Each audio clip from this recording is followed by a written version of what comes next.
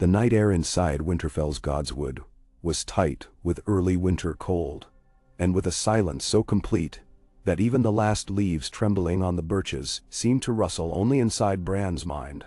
Snow had not yet fallen, but frost already silvered the grass, crisp and brittle, under the weight of that hush. The heart tree's red leaves lay scattered like fresh wounds around its gnarled roots, and the face carved in its trunk regarded him with the same solemn patience it had shown his forebears for thousands of years. Bran Stark, no longer quite a boy, not yet wholly the ageless thing the three-eyed raven had been, sat in his rude wooden chair, wheels locked, cloak drawn tight, white breath furling into the dark. He watched the pool and let the world edge itself toward midnight. The others had long since gone to their beds. Arya was with the guards at the wall walk, restless as always. Sansa slept in Lady Catelyn's chamber, stewarding dreams of parchment, seal, and signature. The last of the smith's hammers had fallen silent across the courtyard hours ago. Bran's own guards, too sworn to him since before the long night, stood discreetly beyond the ring of birches, far enough that he could pretend their presence was memory, near enough that they could rush forward if aliens in the night threatened the boy lord. He spared them scarcely a thought. The Godswood was his hall now, vaster in its unseen dimensions than any throne room of stone. He shut his eyes and breathed slow. The scent of the heart tree filled him, woody and wet, sap-rich. Beneath the sap he tasted iron, and beneath the iron the pulse of winter soil, and beneath the soil, the ancient wine of river water winding through roots, the color of bone. He had slipped this way 1,000 times. First the surface vision, then the taste of root and river, and at last the hush, emptier even than the mortal silence surrounding him, where the Weirwood network whispered. Branches, rivers, vines, toy, threads, names braided together inside a red haze. He touched one gently, and felt it quiver like a plucked string. Another and another. Some snapped back at his probing thorns behind the bloom. Some opened like doors. He chose one that gleamed at its edges, as though rimmed with dawn. A name thrummed against his heart. Lyanna. The name sang in two keys at once, longing and grief so interlaced that neither could be prized free. He followed the thread into time to find her. There she was.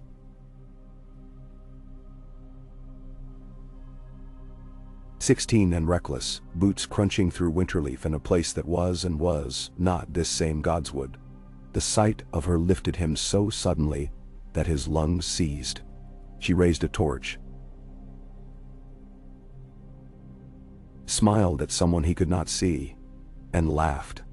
The laugh so bright it lit the hush like a spark. Then, just as swiftly, the vision splintered, replaced by feverish darkness. The Tower of Joy, sandstone glowing pink in dawn. Her cry echoing off barren hills as blood soaked the sheets. Lyanna dying. A baby screaming.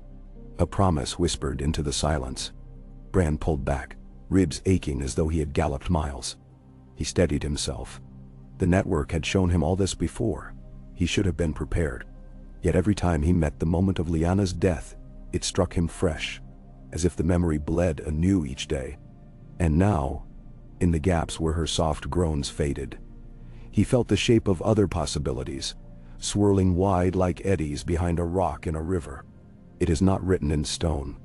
Not all of it. The words were not sound but pressure, the network's pulse against the shell of his mind. It was the old crow's admonition too. The past is set, but threads can be teased, smoothed, reinforced. The distance between memory and moment might be measured in the width of a hair, too small for men, but perhaps not for what Bran had become. He let himself drift deeper. Beyond Lyanna lay a different thread, fragile as winter sunlight and paler than milk. He followed and found Jon Snow upon the wall, cloaked in black, wind tearing hair across his eyes as he stared into silent white. A simple moment. No war horns, no whites, no grand revelations. Just Jon on a parapet at dawn, the world still.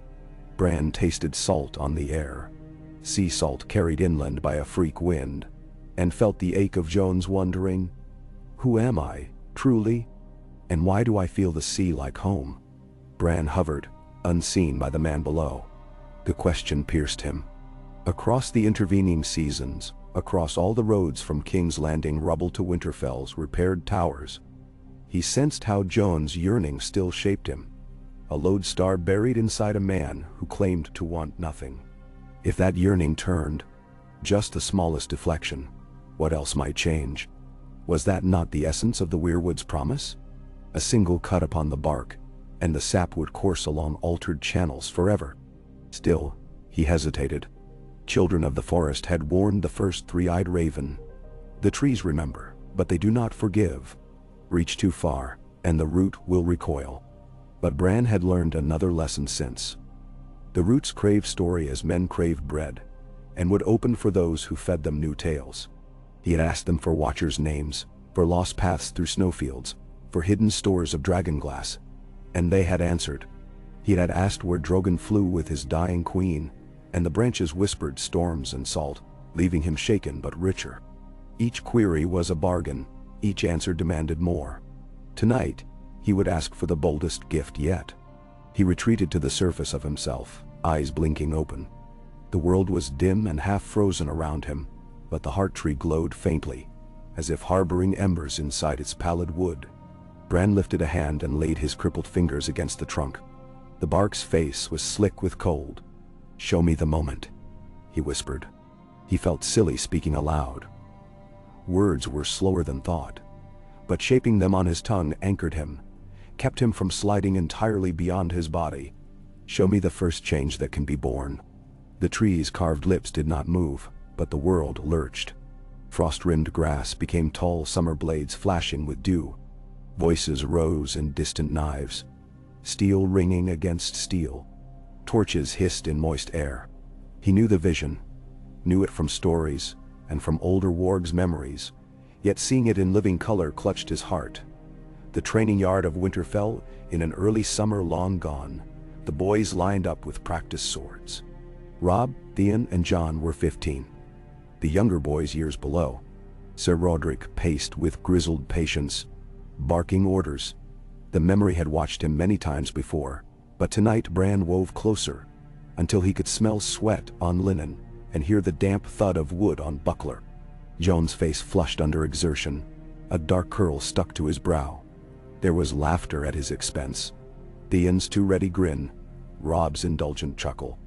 Jon hid hurt behind a smirk, but Bran tasted it like cold iron. Bastard. The word hovered unspoken above them all. A small wound, Bran measured. A wound that might be salved. He hovered at the edge of the yard and let his will seep outward like mist down a valley. Touch, but do not break. Adjust, but do not shatter. Jon lunged. Robb caught the blow. Wood clacked. Bran located the fragile instant between touch and counter, less than a heartbeat, and pushed, the gentlest breath, toward possibility. Robb's sword slipped a fraction sooner. Jon overbalanced. His boot skidded. The butt of his sword plunged into mud and stuck. He staggered, both arms flailing to keep from falling. Laughter sprang like fireworks around the yard. Jon flushed deeper. Humiliation writ plain. Bran felt the recoil. This was not the path to soothe the wound. This deepened it. He withdrew. Heart hammering. He was about to retreat when Theon's laughter rose, sharp as flint. "I thought snow moved better in cold." The ward sneered. "Some wolf. You're more like a frosted mole." "Bendawand."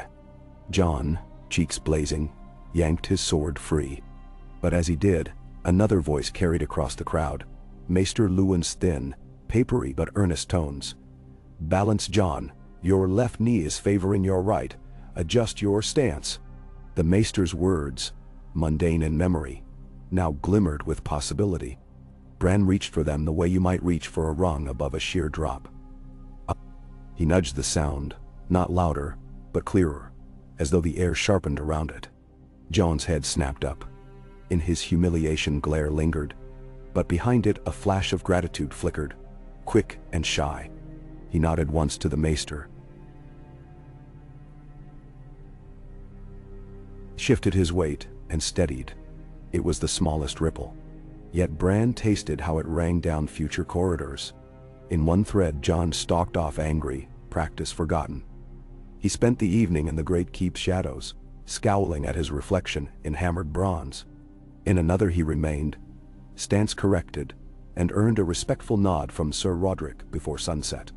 Perhaps a lone nod changed nothing, but Bran sensed greater fruit waiting downriver. A nod could flower into guidance, guidance into confidence, confidence into choices. The godswood flickered. A gust tore across the yard, blowing dust across Bran's view like thrown sand.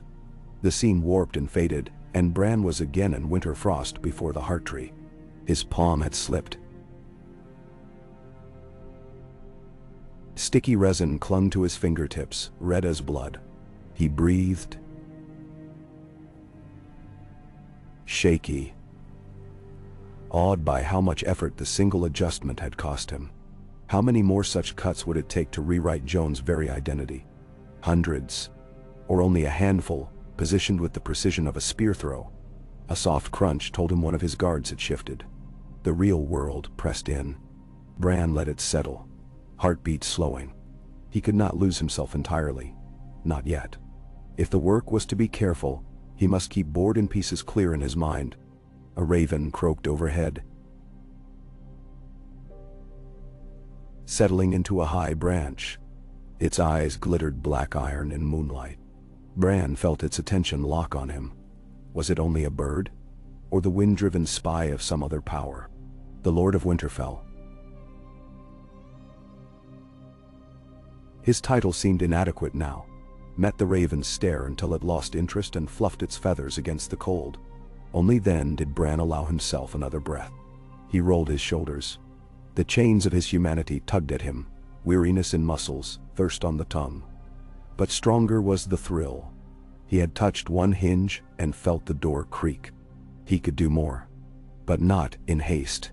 The Weirwood network loved stories stretched taut across time, not knots pulled tight at once. To pluck too many strings in a single night might snap the instrument entire. Instead, he withdrew within himself, thinking, where next? The training yard memory had been safe ground. All living actors long passed into later fates. No dire wolves or dragons or dead kings yet entangled. But to shift the axis of Jon Snow, he would soon need bolder strokes. A different mentor. A different first love. A glimpse of a mother he never knew. The temptation surged, but Bran tethered it. Tomorrow. Or tonight's tomorrow inside the network. He would track a new thread.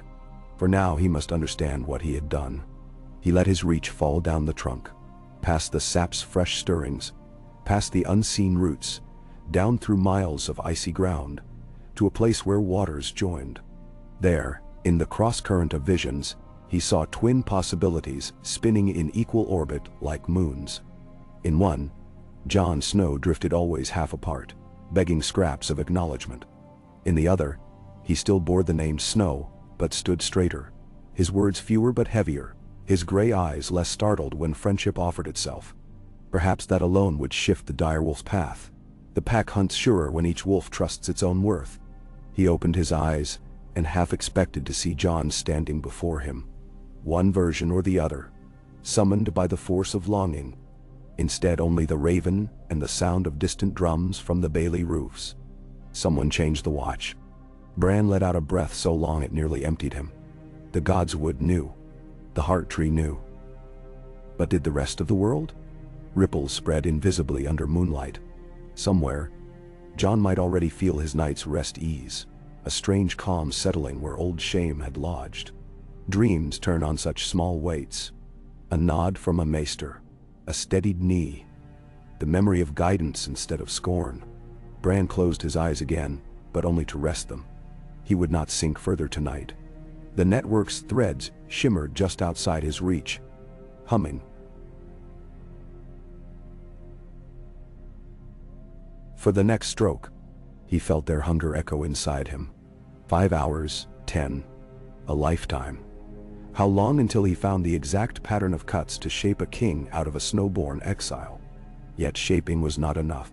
He must watch too, and tend. A gardener who prunes too vigorously can kill the rose. Better to adjust, then wait, then adjust again. Let John grow into new spaces Bran had cleared. Let him stretch. Only then, perhaps, a second cut. Another place, another hour. He took one last breath of resin-scented air and commanded the Winterfell guards to wheel him back to the great keep. His voice came from a depth he scarcely recognized, resonant with something old as the earth. They obeyed without question. Wheels crunched frost. Ravens watched. The silent heart tree bled red leaves into night. Far away, in a room of black timber at Castle Black, Jon Snow stirred in restless sleep. He dreamed of a training yard and a maester's calm voice. In the dream, Theon's laughter rang hollow, distant, already fading. Jon planted his feet, corrected his stance, and the wooden practice sword felt for a heartbeat like Valyrian steel in his hands. Bran, somewhere between boy and god, felt the dream thrumming through distant sky like a plucked harp. It pleased him. One thread teased, one pulse rewoven. Tomorrow would come soon enough, silvering the snow with dawn. And when it did, the godswood would open its eyes anew, scarlet-pupiled, sap-drunk, and wait for the boy who would dare ask which memories might next be trimmed, which might be spared, and which might finally, beautifully, be born again. Ka. The rim of dawn had scarcely bruised the eastern sky when ravens began cawing along Winterfell's high roofs, their ragged chorus a black seam stitching night to day. Bran lay awake in his bedchamber, though lay was hardly right, for his body rested while his mind paced corridors deeper than stone. Sleep had been shallow, more a series of dips beneath cold water than true surrender. Each time he surfaced, Jon's dream re-echoed. Wooden swords, Maester Luwin's instruction, Theon's laughter, departing like smoke scattered on breeze. Bran let the room's dimness clarify. Iron sconces on the walls had cooled. Their last embers guttered. Pale blue light seeped through lattice windows, painting narrow bars across the floor rushes. Somewhere, his direwolf's absence prickled. A memory of warmth once at his feet, now a ghost ache as constant as heartbeat. He focused beyond it. Today, he sensed, would demand clean sight. A quiet rap sounded. Podrick, one of the younger guards assigned to him, eased the door open enough to peer through. "Beggin' pardon, Lord Bran. Maester Wolkan and Lady Sansa wonder if you'll break fast with them." Bran's voice came calm, gentler than the dreams clawing his head. "Tell them later. I have need of the godswood first." Podrick's nod bobbed, flustered. "Eh, my lord." The door snicked shut. Soft footfalls retreated. Bran inhaled. The castle's morning routines unfurled outside. Stable boys arguing, kitchen gongs, the ring of an anvil as Micken's apprentice resumed repairs on shattered helms left from the war past. These were vital beats of Winterfell's slow healing. Bran cherished them even as another cadence, larger, older, throbbed beneath. The pulse of the trees whose roots ran like veins under every stone. He summoned his guards, let them lift him into his chair, and wheeled out through passages dusty with dawn's chill. Unlike at midnight, the courtyards bustled. Still, folk learned to part at the scrape of his wheels. Some bowed, others glanced away, wary of the lord in the chair who sometimes spoke with distant eyes. Bran passed among them, half here, half bound to huge distances of time. When he entered the godswood, fir needles breathed cold spice, and the heart tree glistened wet, sap bleeding where a crow had pecked overnight. Bran felt its welcome roll outward, a silent draw like tide sucking him toward sea.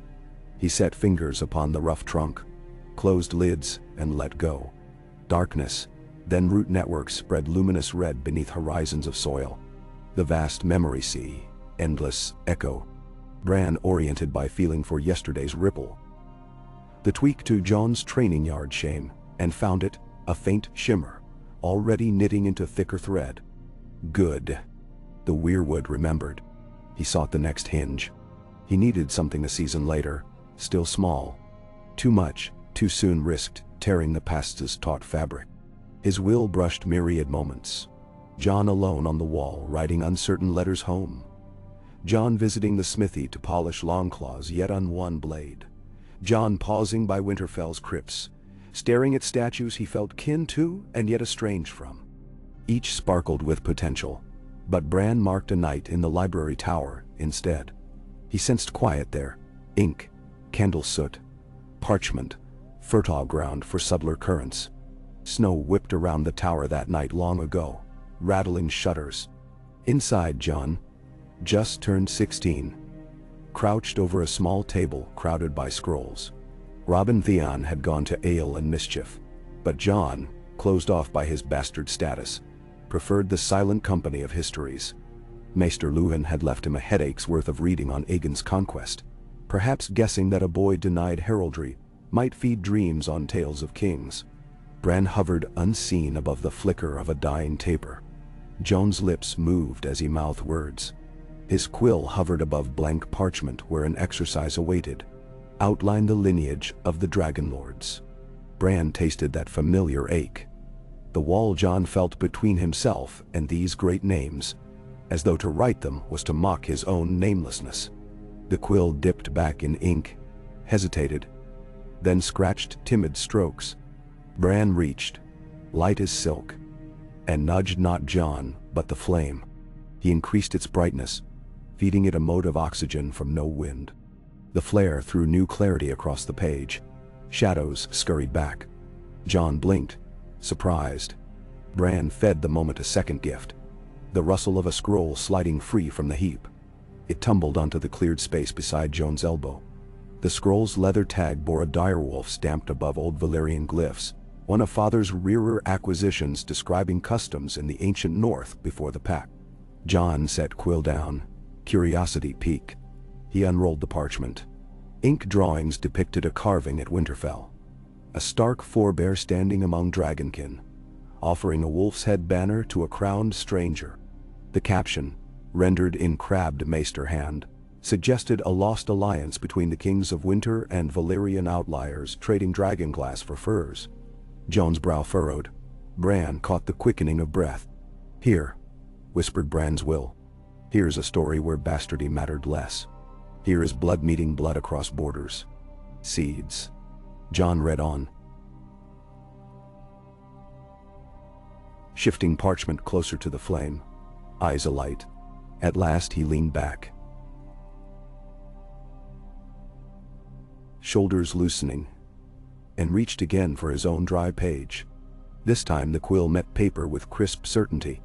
He began outlining the lineage, but Bran saw how each royal name now threaded through the earlier discovery. Targaryen, Stark, First Men, Dragon Lords, no longer remote peaks, but pieces of a tapestry, within which even a snowborn sun might claim stitch. Bran felt the tremor as the network drank the change. No immediate thunder, only a slow saturation, like thawed earth absorbing rain. Satisfied, he withdrew from the vision, but rather than surface fully, he drifted sideways, searching next the white wild of the wall. In the ghost pale pre-dawn, Jon woke in his cell with a thought seed newly sprouted. Bran watched from some perch of non-space. Jon's dream lingered. An ancient hall lined with both wolves and dragons rampant upon high tapestries. He rubbed sleep from eyes, swung legs to floor, and murmured, half ashamed,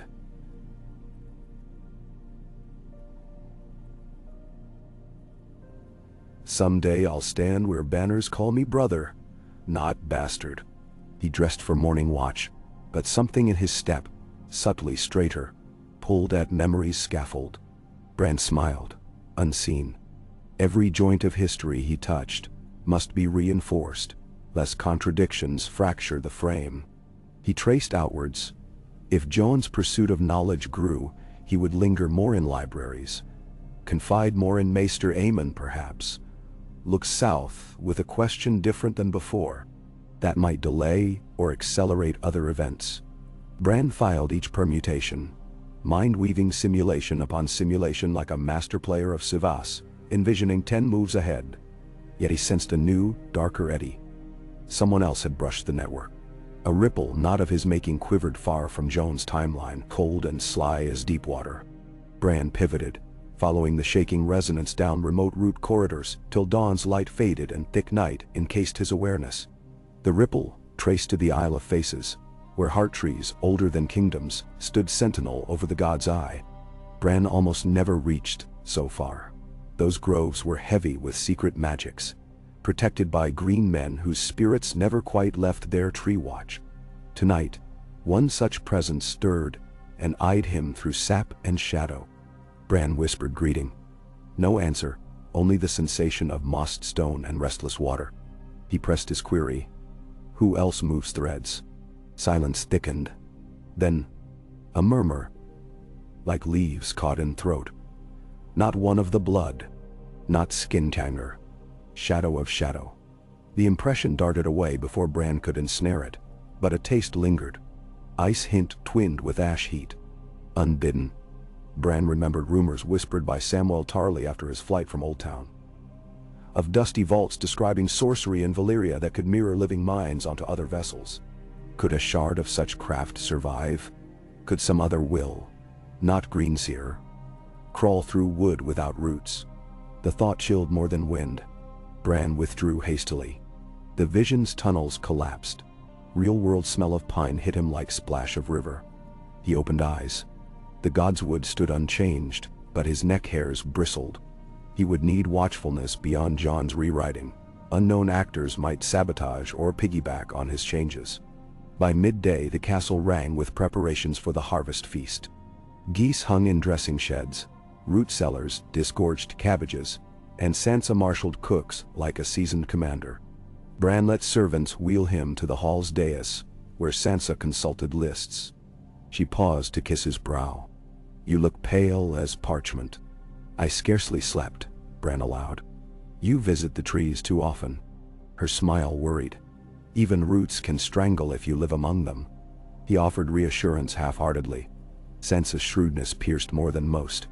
She sensed every subtle change in mood.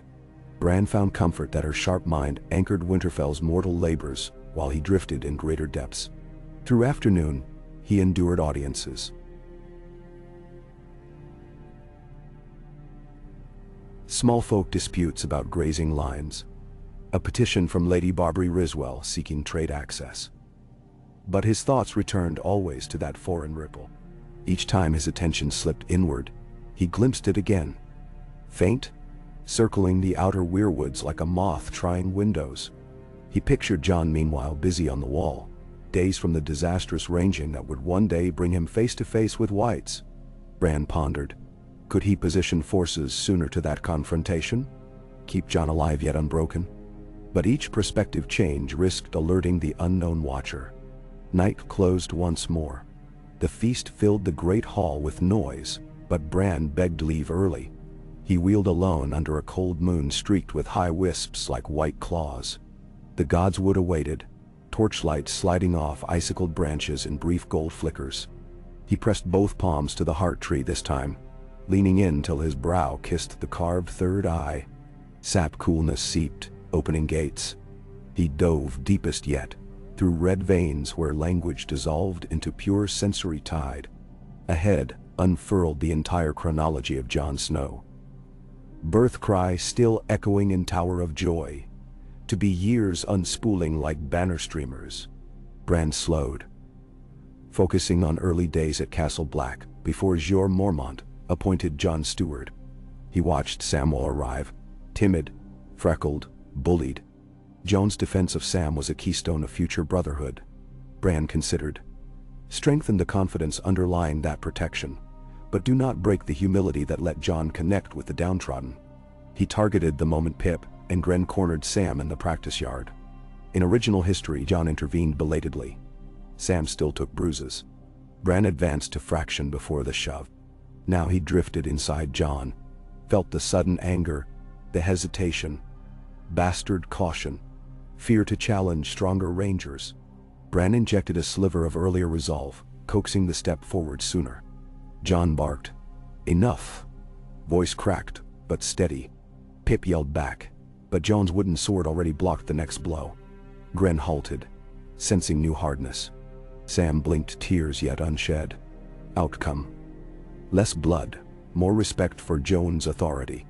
Bran exhaled, letting memory settle. He withdrew to observe downstream. In the mess hall later, Jon's table filled quicker. New recruits gravitated.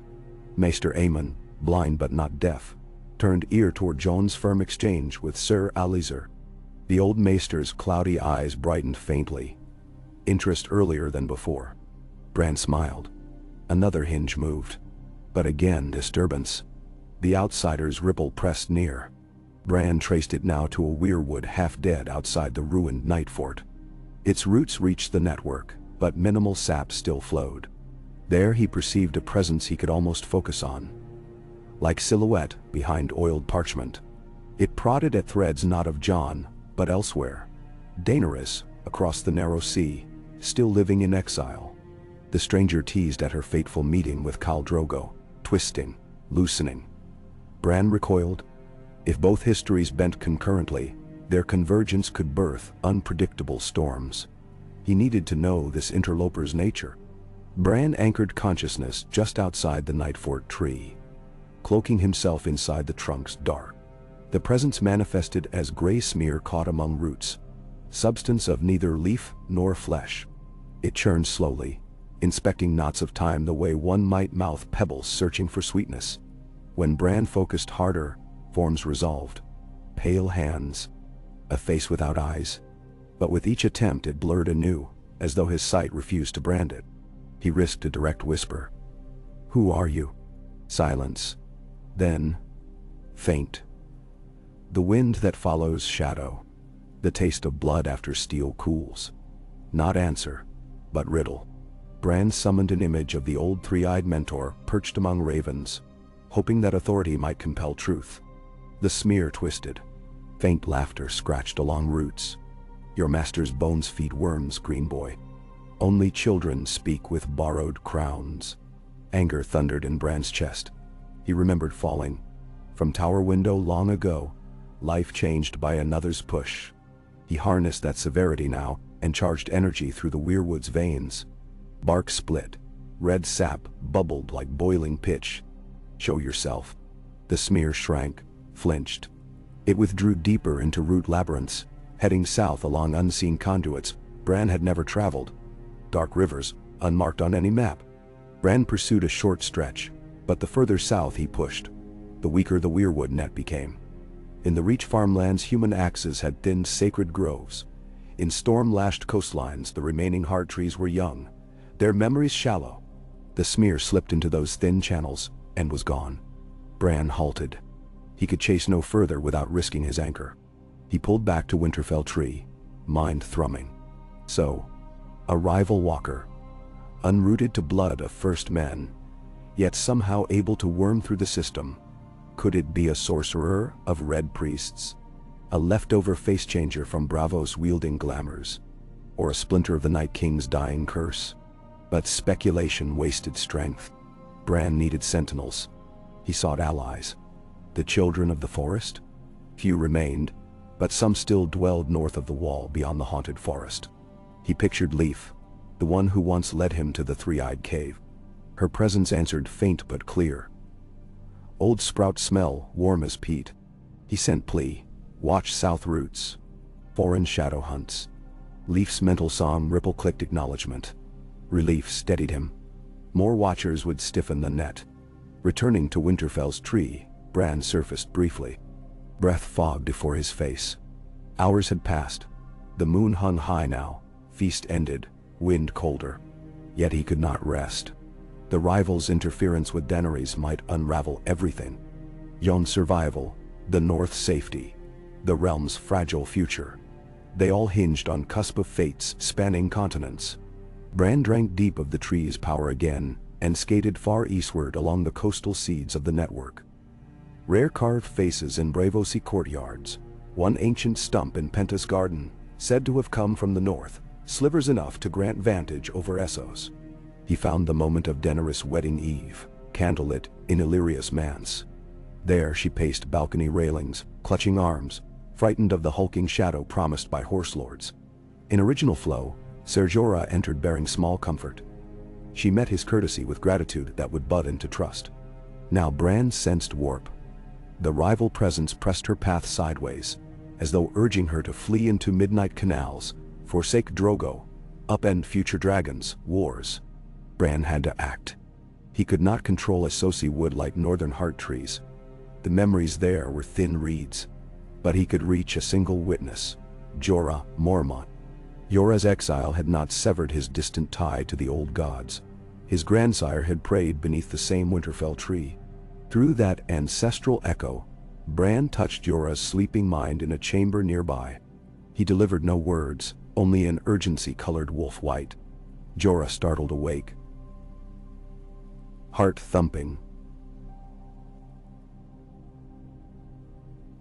Sudden knowledge crystallizing. He must guard the girl. Must not let her vanish into alley night. Moments later, Daenerys did indeed step toward the courtyard gate, cloak raised. Jorah intercepted gently. "Khaleesi," he murmured, adopting the title yet unknown to her ears. "The moon here is treacherous. Better that you rest. Tomorrow will ask much courage." His tone softly authoritative. New firmness Bran had just ceded caused her to pause. She allowed him to guide her back inside. The rival ripple skittered, frustrated, along water's dark surface and receded. Bran sagged inside vision, drained. He retreated across sea miles to Winterfell's roots, limbs trembling. He sensed the smear's attention pivot, now clearly aware of him. A contest begun. By candle dawn, Bran sat again before Sansa's council, explaining little. A storm may stir in Essos that could reach our shores. Send ravens. Ask the Citadel if any knowledge of foreign magics has surfaced. Sansa eyed him sharply but nodded. She trusted results though not explanations. Bran kept lesser details private. Jon's altered confidence progressed, small but steady. 2 days after the library scroll, he volunteered to tutor younger recruits. Pip observed, half mocking, but Jon's calm corrected him. Lunar tides of change. Bran predicted this new leadership. Vanir would lead Jorah Mormont to see command promise earlier, perhaps appointing Jon Stewart weeks sooner. Good. That might grant wider influence over the ranging parties. Yet Bran dared not continue adjustments until he understood the rivals' aims. He spent next nights mapping Weirwood weak spots, stationing leaf spirits, weaving early warning strands. At times he glimpsed the shadow again, prodding hearts in Lannisport, pawing at archives in Old Town. But never long. It sought knowledge, leverage, perhaps other histories to shear. Bran wondered if it knew of Jon's parentage secret, if it sought to reveal or suppress it. Resolve hardened. Bran must decide whether to reveal truth to Jon sooner. That knowledge in the right hour could fortify him, or shatter him if unprepared. The three-eyed raven once warned, "A seed planted in frost will not sprout." Bran considered season's metaphor not of weather but of soul. Jon's soil now warmed, confidence budded. Soon, maybe. He planned, next cut, centered around Benjen Stark, Jon's uncle, turned ranger lost. If Jon heard a rumor, carefully seeded, that Benjen still lived beyond the wall, he might push to lead a search with clearer head, changing tragic timeline at the fist of the first men. Bran prepared to locate messenger. A ranger returning half-frozen reporting a sighting of a Stark sigil on a stranger's cloak northwards. This injection would redirect interest while maintaining plausibility. Yet timing was delicate. Meanwhile, he assigned Leafskin to scout the far, far north for any trace of Benjen. They could create glimpses to make rumor credible. Days turned to a week. Bran balanced mortal duties while his knights fought silent war. Maester Walken noted his pallor, begged rest. But Bran, half human, half worldwood, needed victory more than sleep. At dusk 8 days after first cut, the rival made bold strike. Using a heart tree stump inside the Blackwater rush, forgotten since Aegon's landing, it hammered a heavy distortion, sending tremor through all roots. Bran reeled. In its wake he saw memory shards of kings landing aflame years early, dragons circling. If left unchecked, the realm might collapse before Night King's return. Humanity's chances in tatters. Bran poured strength into counterflow, buttressing pivotal events, welding them firm. Varys guiding Tyrion, Stannis march on Blackwater, wildfire stores undiscovered. The roots groaned. Somewhere south, an ancient oak exploded from too much sap surging. Bran gasped as feedback landed skull. But he held. When the tremor ebbed, timeline resumed near original course, but hair-thin cracks remained. He patched them with pockets of subtle memory. A bard's song reminding lords of Tyrell Lannister pact. A Septon sermon instilling caution in Cersei's vanity. So fragile the great design seemed seen from above. Men boasted of shaping kingdoms, while in truth their triumphs perched on spiderwebs. Bran emerged. Sweat beading despite sub-freezing air. He shuddered with grief for the strain he had placed upon the wood.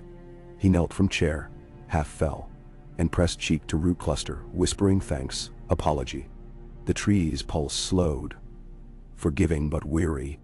Far north on the wall, snow fell thick the morning Jon was named steward to Lord Commander. Mormont's pronouncement carried steady into the courtyard. Jon bowed, spirits high. Bran felt the surge through root lines like sunlight. Sam clapped his friend's back. Less timid, bruise-free. Tiny differences, flowering. That night Jon wrote Bran, though he could not know Bran read letters before ravens ever landed. I think I'm meant for something, though I know not what. Mormont says a man who serves learns to lead. I'll serve, though part of me still wonders at my blood. Perhaps the gods will answer someday. The words warmed Bran. He had given Jon a taste of purpose. Soon, identity would follow. But the rival yet prowled. Bran realized its strategy. Manipulate Targaryen bloodline events, Daenerys, maybe baby Rhaego if birth survived, while undermining northern lines, hoping to control whichever dragon or king emerged. Was it some fragment of old Valyrian sorcery craving resurrection? Fire needs fuel. Perhaps it sought living vessels of fireproof blood. Bran prepared a gambit risky but decisive. He would seed into Daenerys a vision of the Weirwood heart at the center of the world, so she might seek counsel rather than clash. To do so, he needed her dreaming inside Drogon's egg, months before hatching. He traveled to that prenatal memory, Dothraki Sea. Daenerys stroking warm shell by night fire. Through the scaled egg, he projected a red leaf falling, settling on black scales, then spiraling into her mind as symbol of northern promise. Daenerys' eyes fluttered in half-sleep. She whispered, "Snow, red snow," and hugged egg closer. This dream would lodge, and when later dragons cut sky, she might recall the red leaf, tempering fire with curiosity about north, rather than only conquest. Bran timed departure just as rivals' echo approached, drawn by fire pulses around the egg. But Bran had already ghosted away, leaving faint false traces to mislead. Upon returning to his body he found Arya before him, quiet as knife. She stood under the heart tree, snow on shoulders, gray eyes narrowed. "You were gone," she said, like accusing sibling finding stolen blade. "Your eyes, white as milk." Bran, startled, managed, "I'm here now." She stepped closer, studied carvings. "Whatever you're doing, be careful. Even swords break if bent too often." He nodded, touched. "Thank you, little sister." She half smiled. "I am not Lil." Snowgust sighed. Her form blurred, and she slipped away among birches. Her presence grounded Bran in flesh again. He realized his hand bled sap's crimson. The tree's gift or warning he could not tell. He resolved to pause bigger edits until he better gauged side effects. 5 hours of story still stretched ahead. Haste could shorten it. So he spent next days aligning mortal pieces, dispatching Glover riders to Bear Island with offers of new timber markets, strengthening ties with Jorah's family so Jorah's loyalty to Daenerys would carry northern honor. He invited Mage Mormont's cub Lyanna to Winterfell. Seeing her fierce spark might one day rally houses. At night he still visited Jon, but rather than cut, he merely watched. The steward now consulted Jor on Raven networks, planned supply caches for ranges. Confidence built muscle. Humility remained. Then a raven came, not through Weirwood but leather and feather. bearing Sam's clumsy scrawl. Benjamin's sign, perhaps. A ranger found tracks beyond frost fangs. Wolf print beside a man's boot. Could be hope. Bran's earlier rumor now fortified by evidence he orchestrated. John petitioned Mormont to lead a small search party. Mormont agreed, though Eliezer Thorne protested. This would set many futures turning. On eve of departure, John walked atop the wall alone. Wind keened, stars like brittle shards. He set hand on icy stone, closed eyes, and spoke softly. "Father, unknown mother, whoever watches, guide me." Bran, listening, felt pride break inside like dawn. He longed to reveal himself, but withheld. Soon, but not yet. The rival had gone quiet, though Bran sensed it licking wounds beyond seas. He feared silent phases more than open strikes. So he readied final reinforcement. He would weave a backdoor failsafe into Joan's being itself, accessible only if rival managed to claim him. Bran traveled into Joan's earliest heartbeat inside Lyanna's womb. With infinite tenderness, he placed a memory of Winterfell's heart tree image within that unborn mind, encoded like seed rune. Should any hostile force seize Joan's will, the memory would flare, reminding him of true roots, maybe breaking enchantment. It was the most intimate of interventions, and Bran wept as he worked, feeling as though he touched his brother's soul in embryo. When he surfaced, dawn crested once again over Winterfell's walls. 5 hours of narrative had not yet passed in this telling, but Bran sensed midpoint approaching. Much remained. Joan's ranging, Benjen's fate, Daenerys' dragons, the Great War's reshaped flow. Yet the scaffolding he erected felt firmer. He rolled away from Godswood, exhausted yet calm. Morning frost snapped under wheels. Ahead, Sansa and Arya waited upon rampart, watching pale sun lift. Bran raised hand in greeting. They smiled back. 3 Starks holding Winterfell as world's fulcrum. Behind them, unseen, a raven black as void launched toward the south, bearing secret eyes that were not entirely ravens. Bran's own sight followed it briefly, and knew the rival still plotted. But Bran felt ready. The trees remembered his promises, the pack stood. Joan's history no longer lay upon one brittle unstamped scroll, but on parchment rewritten carefully line by line, drying in steady northern air. Whatever storm came next would break not on a lone bastard's shoulders, but on a network of roots, blood, and improbable brotherhood, primed to bloom into new legend. And so winter's breath settled, tasting of sap and quiet determination, as the game of hidden memories entered its next, deeper phase. Cold swept the then valleys in knife-edged sheets, hissing over crests where granite ribs showed through the thinning snow. Even the wildlings that followed Joan's search party hunched small within their furs, breath turning instantly to rime on spear tips. They had been out 9 days and 9 nights beyond the wall, and winter itself, whatever the southern poets might sing, had no heart this far north. Only teeth. Jon counted those teeth one horizon at a time. He led, ghost padding pale and silent at his flank. 3 sworn brothers, 5 free folk scouts, and 2 rangy dogs borrowed from Queen's Crown. Sam was not among them, left behind to copy maps and tend ravens. But Sam's counsel rode in Joan's head whenever the forest closed like a fist in distance made each step echo father's old words. "Look with all your senses, lad. A blind flank is where the arrow finds you." This morning, it was Ghost who sensed the arrow. The direwolf halted midway across a glacial stream and fixed on a copse of half-dead pines, where wind made the trunks knock together like bones. Jon raised a gloved fist. The column froze. For 3 breaths, the only sound was the creak of leather and the faint gurgle where meltwater tunneled under ice. Then a figure emerged sluggishly from behind the trees, a rangy man in tattered black cloak, caked white at the hem. One arm hung useless, the other waved a crooked brand of willow. It was not Benjen Stark, but the ragged shape bore the track of the first ranger's passage. The sigil stitched at the cloak's shoulder was Benjen's personal mark, a direwolf head flanked by twin weirwood leaves. The man staggered, collapsed to one knee. Jon sprinted, snow squealing under boots. The stranger's face was mottled crimson with burst vessels. eyelashes frozen together. "Iron Emmett," Jon barked. "Blanket now." They wrapped the man, coaxed warm broth between cracked lips. His words came slowly, throat raw. "Saw a Stark. Farther north." He coughed, pink, scummed spittle. "Wolf helm. Blue eyes that weren't dead but near to," he told me. "Warned the wall. The woods grow strange." Then he pushed me south and stayed. Jon's pulse thudded. Benjen alive. And sending warnings. Jon clasped the man's forearm. "You'll reach fire soon." To his men he said, "We turn back. This will be proof enough for Lord Commander." Yet in the private hall of his mind, Bran watched. Hands white on the arms of his chair deep in Winterfell. He felt the tug as the sighting slid perfectly into the groove he had carved nights before. But he also felt a second current below that satisfied click.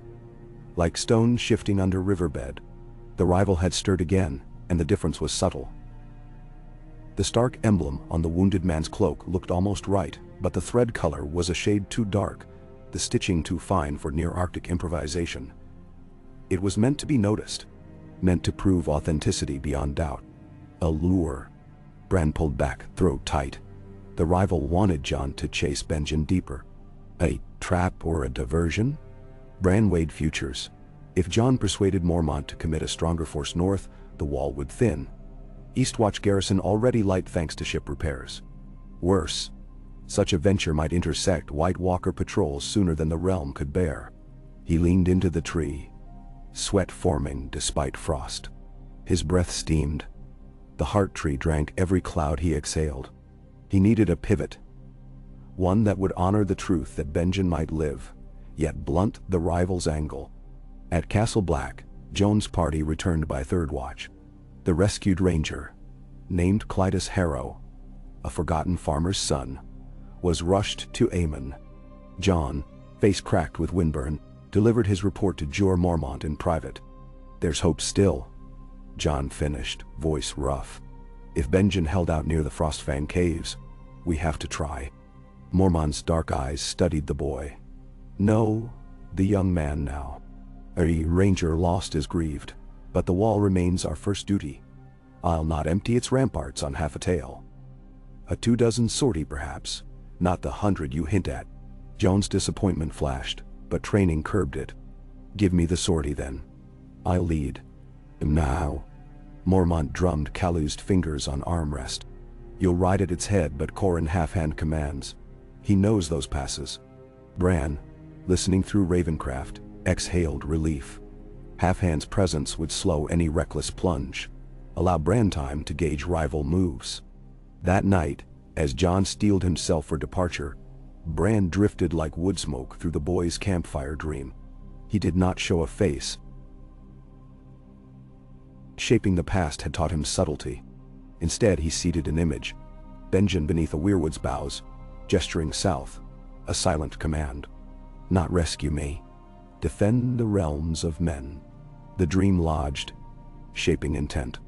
Jon woke before dawn with fresh resolve to learn, to guard, not merely to find.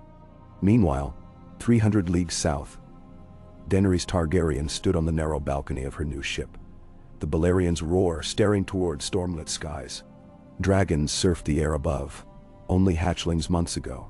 Now sinewy beasts whose shadow rippled like black sails across the sea. Her Khalasah had become an armada. The rival powers of Korth and Astapor buzzed like angry flies behind her. Yet her dreams, oh, her dreams had turned strange. Each night a red leaf drifted before her eyes, leading her through corridors of snow and gray stone. At first, she thought it a symbol of the bleeding stars that herald Dothraki prophecy. But the leaf always landed upon the brow of a boy with wolf eyes.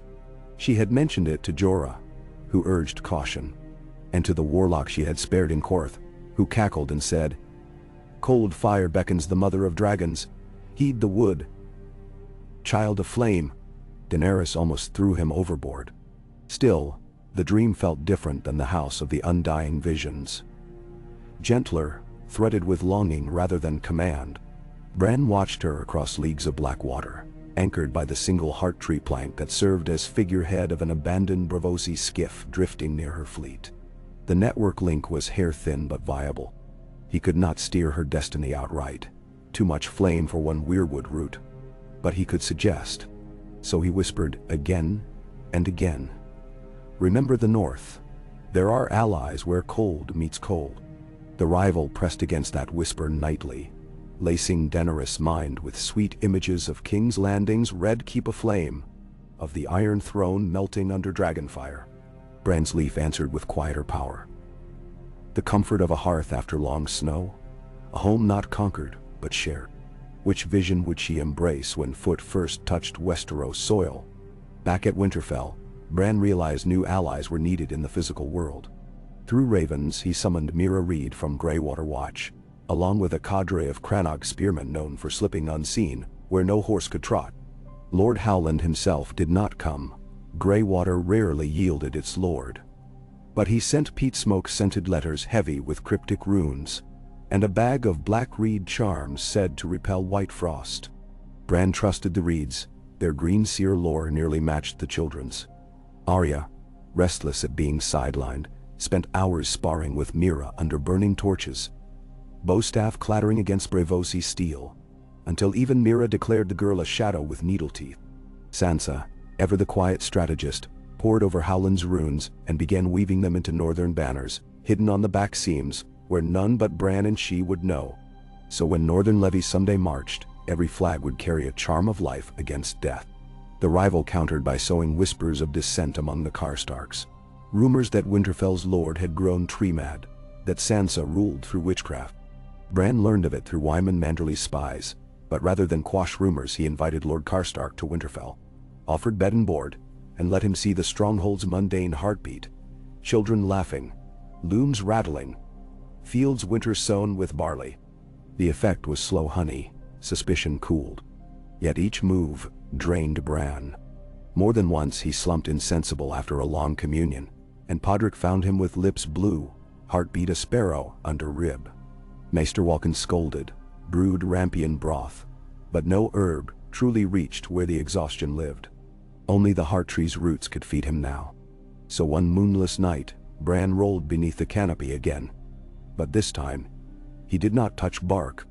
Instead he breathed, inviting the network to reach him of its own accord. The distinction mattered. He was no tyrant of memory, just a gardener. He sat so long the frost crawled over his wheels and gilded the spoke-joint silver. At last, as if moved by pity, the red face shed a single sap tear that landed on his palm. It burned, and in that burn Bran saw a path never glimpsed. South beyond the neck, in the Barrowlands, lay a barrow containing not only ancient kings, but preserved branches of a heart tree sealed under limestone.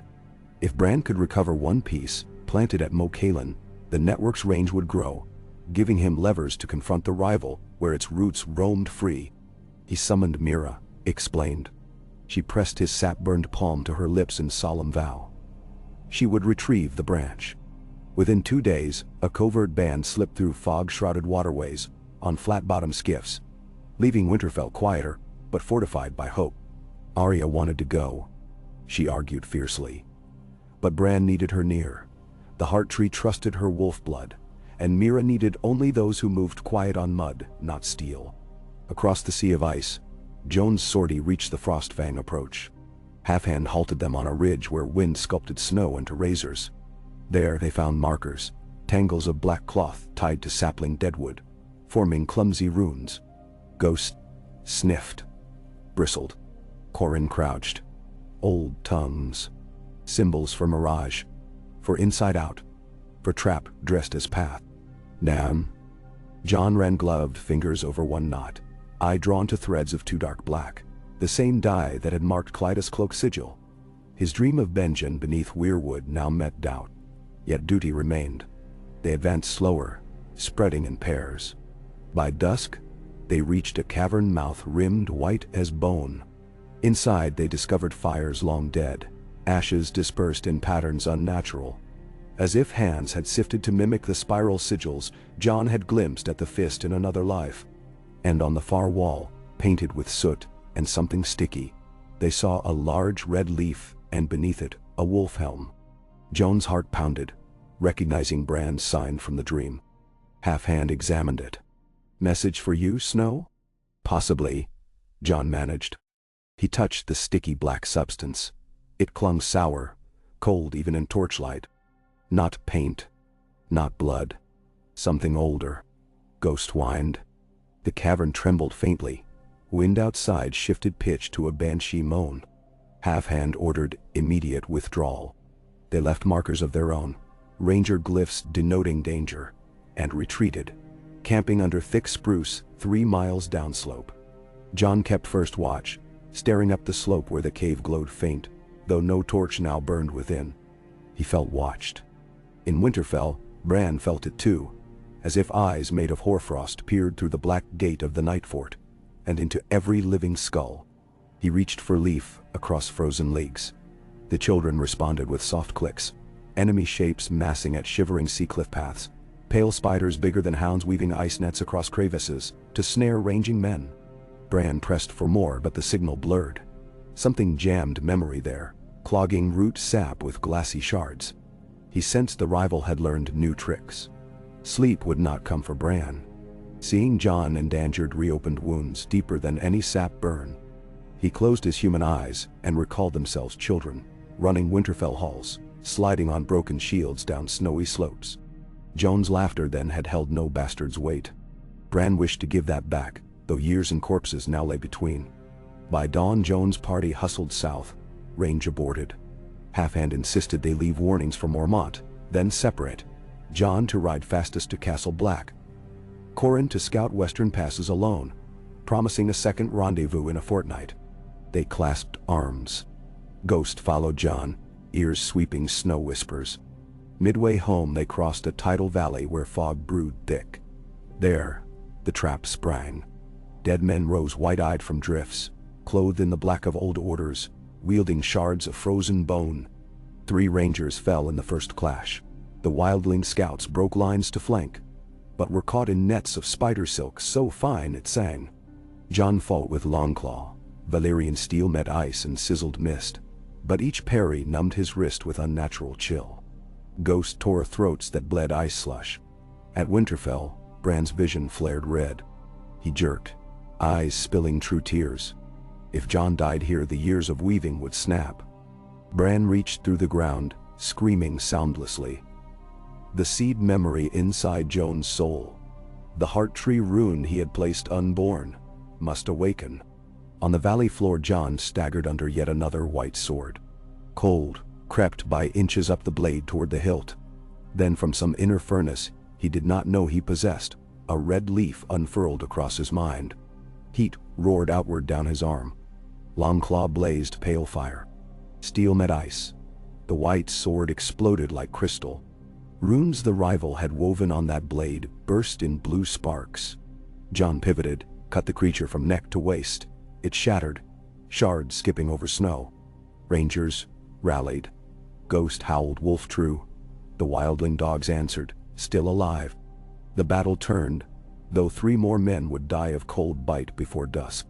They burned their dead. Flames licked unnatural green once, but the bodies remained still thereafter. Jon stared into pyre glow and thought he saw shapes retreat up cliff walls, tall, slender, armored in mirrored frost. Night's Watchers indeed. Back at Castle Black, Mormont listened grave-faced, then ordered the full strength of the watch to defensive footing. He sent fastest ravens south, 1 to Winterfell, 1 to Stannis' camp at Storm's End, 1 to the Citadel. Jon's first-hand account became priority reading. At Winterfell, the letter arrived during council. Sansa unfurled parchment, eyes scanning quickly. When she looked up, her cheeks were wax pale. Bran touched her wrist. "I know." Then to assembled lords he said, voice wooden, "Night gathers." The Karstark lord scoffed, old skepticism flaring. But Lady Mormont's high-child voice cracked like oak. Then the North answers. The great hall erupted in pledges, thumps of riveted fists on tables. Even Sir Davos Seaworth, emissary of Stannis, rose to offer the Baratheon fleet for northern transport, once seas thawed. Bran excused himself, wheeled into Godswood. He pressed blood-crusted palm to the red face and whispered, "Thanks," and sorrow. The rival had failed to kill Jon but had shown new skill, bending whites, forging ice runes, copying the stark sigil just off shade to seed doubt. It would strike again. Mira's mission returned 2 days later, triumphant but diminished. One spearman lost to barrow wraiths. The branch she bore was heavy, whorled with age rings the width of coins. Bran had them planted at Moat Caelin's highest mound, watered with melted snow and blood of a willing direwolf. Nymeria, Arya's call, had found the pack at last. The roots drank deep. Bran felt new sensation. The neck alive like never before, green mists clearing from forgotten watch trees. That night, he ventured along these newborn roots and found, to his humbled awe, echoes of ancient kings speaking old tongue lullabies. They took no offense at his borrowing. They greeted him grandson. With their combined strength he cast wide net around every lesser heart tree south to White Harbor. Memory knit tight, a wall unseen. The rival felt the lockout and reacted. On a thunderstorm midnight, lightning found a heart tree south of Maidenpool and sundered it. Bran saw flames scalp the carved face, severing that node forever. Pain lanced the network, like losing a finger. He cried out. Arya burst in, blades bare. Bran gasped. Not enemy in flesh. She stayed anyway, held his shaking shoulders till dawn. He explained at length. The secret war. Arya listened, eyes storm gray. When he finished, she said only, "Show me a door and I'll slit its throat." Bran wished it were that simple. A fortnight passed. Qhorin Halfhand never reached rendezvous. His last raven spoke of an ambush at Skirling Pass by foes whose eyes glowed blue. Bran mourned silently. The Half-Hand was a hinge the story now lost. But Jon had returned seasoned, his leadership matured in fire. When Elizar Thorne spat doubt, Jon matched him calm for calm, marshalling witness and fact. Even Thorne relented, publicly, generous. Sailing through stepstones now, dreamed again of red leaves. This time drifting into a throne room of white columns. She awoke, telling Missandei, "The North is not my enemy. I must know it." Jorah smiled gently, remembering that Wolfbanner dream he too had once glimpsed. The rival in her mind hissed, coaxing visions of burnt castles. But Bran's leaf held. The day her ships landed on Dragonstone's black sand. Bran guided a whispering wind, so her dragons circled the ancient fortress thrice, then wheeled northward momentarily, as if compelled by some distant call. She watched them with narrowed violet eyes. "The world pulls," she murmured. In King's Landing, Cersei heard rumors of the Silver Queen with beasts. Her petty intrigue suddenly tasted ash. She commanded Qyburn to find weapons of winterfire. Qyburn, whose raven cages sometimes rattled at night with voices not avian, soon offered a design of glass spears cooled in salt and obsidian. Bran recognized the rival's genesis in those schematics. He wrote immediately to Davos, "Delay Baratheon fleet. Seize any shipments of strange glass." Davos complied, capturing a Lysini cog laden with pods of smoky crystal that rang when shaken. Maester Walken tested one. It burst into freezing vapor, flash burning a rat to brittle husk. Direct channel from rival to red keeps severed. Bran sighed relief. But only partial. For the rival still possessed minor roots, and through them it began stirring sleepers. Pale shadows in crypts down the King's Road. Forgotten corpses walled behind sept stones. Reports reached Old Town of boneyard coffins found open, claw marks inside. Bran must strike decisive blow before these sleeper cells coalesced. He needed to lure the rival into the open. For that, bait as tempting as flame to moth. The revelation of Jon's true parentage, offered not in whispered leaf dream, but by living witness. Howland Reed, the last adult who saw Lyanna's bed, soaked red. Messages passed through swamps. Reed agreed to come, though he warned, "Truth is sword without hilt. Grip it, and you bleed." Nemndrel. Howland arrived at Winterfell under moonless night, driftwood staff in hand, eyes like still pond. Bran embraced him as children might grandfather. Reed knelt before Hearttree, pressed brow to cold bark. Words unspoken moved between them. Reed rose, nodding. I will speak when the direwolf sun stands before me. Thus Bran sent invitation to Castle Black by swiftest raven. Lord Snow, you are needed home. Bring only Samwell and Ghost. Jon read it with pounding heart. The wall thrummed with approaching war, yet Mormont, seeing fate's loom, granted leave. Sometimes the realm's safety turns on a man knowing who he is. Jon rode south 30 hard leagues, changing mounts at Mole's Town. Crossing white wilderness where the air tasted of copper, as though giants bled unseen. At Queen's Crown he found northern outriders waiting with fresh horses and letters sealed in dark green wax, the sigil of Reed. The party made Winterfell in 5 days, banners snapping brittle at poles. Bran awaited in Godswood. Snowflakes drifted large as petals. The heart tree glowed under torch halos. Sansa stood to one side, Arya to the other.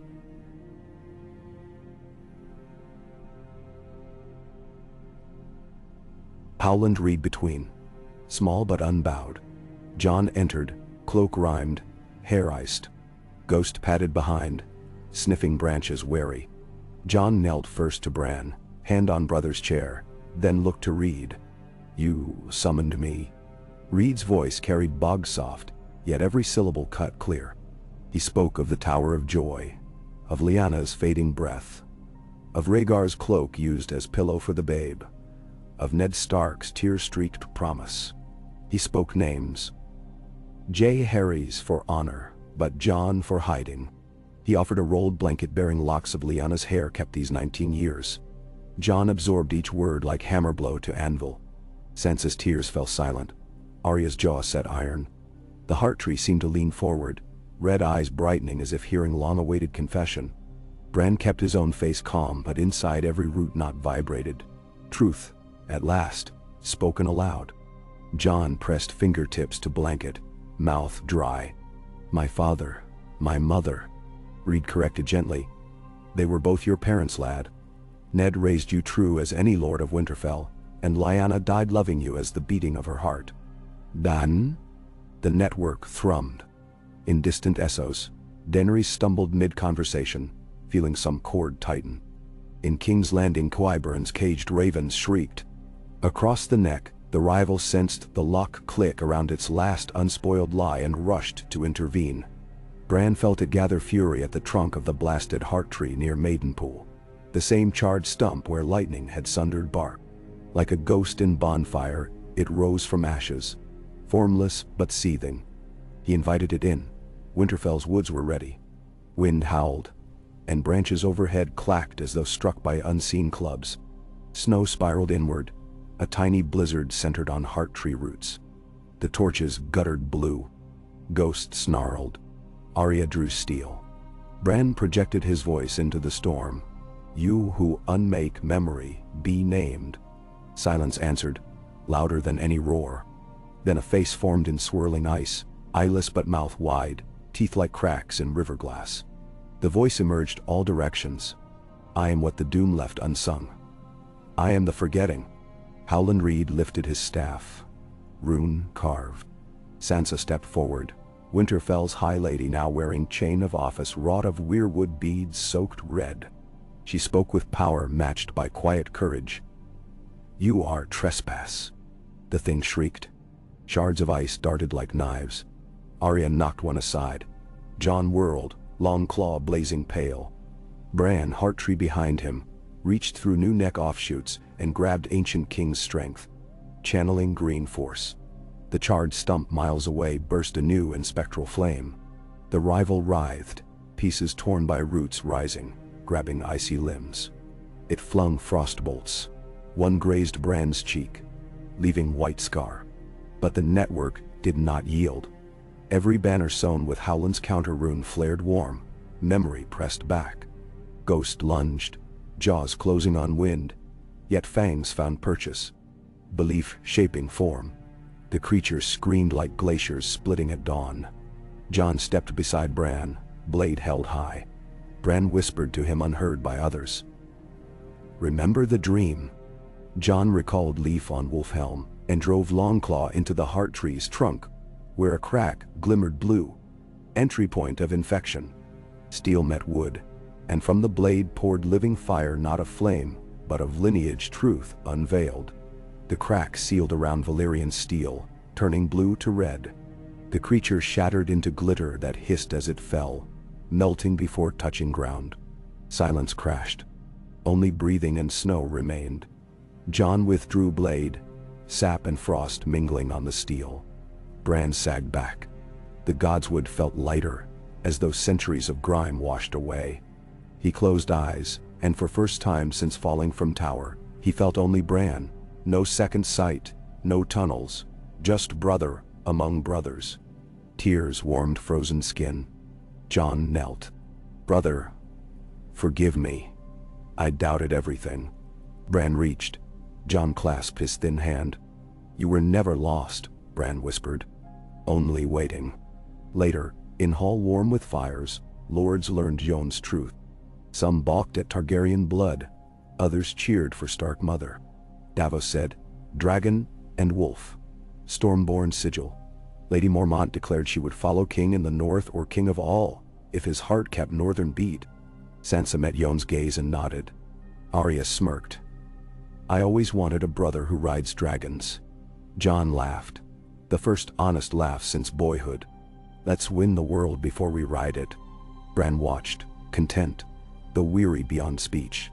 The rival shards might linger, but root and leaf now stood guard. And the story, oh. The story could at last proceed on truer rails. Daenerys steering dragons toward alliance. The Night's Queen stirring beyond shivering sea. Jon prepared with knowledge and unity the realm had never before possessed. Bran wheeled to Godswood one final time that night, thanked the ancient face, and released his tight grip on every tiny thread. The tapestry would still need mending, but now many hands held needle.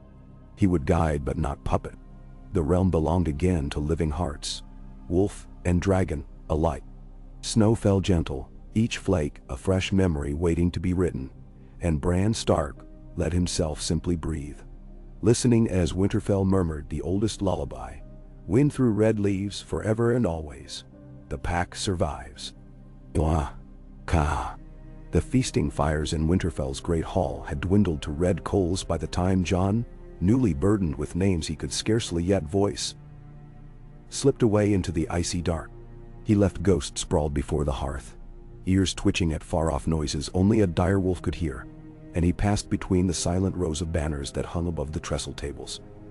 The direwolf of House Stark, the merman of Manderley, the roaring Glover Bear, the sunburst raid around a spear that Sorella Sand had brought north as token of Dorne's fragile pledge, and, newest of all, the banner Sansa had stitched in lonely candlelight during the Thanksgiving. Jon paused beneath it, hood thrown back, breath rising in clouds. He wished the sight stirred triumph. But he felt only the tremor of great hinges swinging open, and the weight of everything that might yet rush through. He had told Sansa he needed air. She had nodded, reading him too easily. Now the hall's doors boomed shut behind, and he was alone with moonlit snow hush. The yard lay still, except for the cough of wind through arrow slits. Somewhere a hammer rang once, Mikken making proof of a newly poured hinge for Winterfell's outer gate.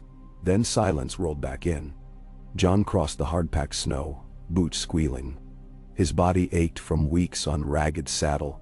From the frostbite on 3 fingers, no maester poultice could yet fully ease. From the slow surge of blood returning after every battle. But pain he could bear. It was doubt that bent him. Rhaegar's son, Lyanna's child, raised a bastard, but never a bastard truly. Twice born into a fate that felt too large. And across the narrow sea flew living dragons who would surely test whatever peace Bran wove tonight. Torchlight flickered in the Godswood archway. Jon passed beneath, into deep hush. Branches met overhead and Winterfell fell away. Here only the heart tree ruled, impossible red of leaves, impossibly old face waiting. Snow dusted the ridged roots, crusted scarlet leaves like spilled rubies. Bran sat beneath the trunk, cloak wrapped to chin, eyes half closed. Arya stood a little to one side, arms folded tight, and her shadow stretched fox-quick across the frost. When Joan's boots cracked twigs, both lifted their heads. Bran's calm reached first. "You needed quiet," Bran said. His voice sounded lighter now that the rival was gone, though there was still deep water under each word. Arya smiled. "Sharp as fresh sharpened steel. Or maybe we needed to watch you don't vanish like other brothers." She stepped forward, shoved him. Light. Half affection. Jon touched her wrist. "I'm here." He looked to Bran. "You called me once, through dreams. Leaf and wolf, you still calling, guiding, listening." Bran gestured at the ground. Jon knelt, and Arya settled across a root, coat flaring like raven wings. Bran's eyes rifled the twilight. "Tonight, I do not ask you to act. Tonight, I need you to know what the rival cost us, and what may still come. Truth cut one head from the Hydra, but memory is deep water. Shadows sink, but crawl along bottom. Now." Jon met his brother's gaze steadily. "Tell me." So Bran told. Long minutes of soft voice under whisper of leaves, of the shadow that had named itself forgetting, of ice runes forged in stolen heart tree, saps south of Maidenpool, of crypt corpses stirred as sleeping agents, of Corran half-hands, valiant last stand in canyons no map charted. He spoke of Daenerys's half-called dragons, of Qyburn's salt glass bombs, and of a rumor smuggled from Old Town only yesterday. The high tower's glass candles burned now not green but milk white, and within their flames acolytes heard children laughing backward. Arya's brows knit. "More sorcerers? Or echoes of the same?" Bran allowed. "The forgetting is dispersed but not annihilated. Its shards hunt vessels.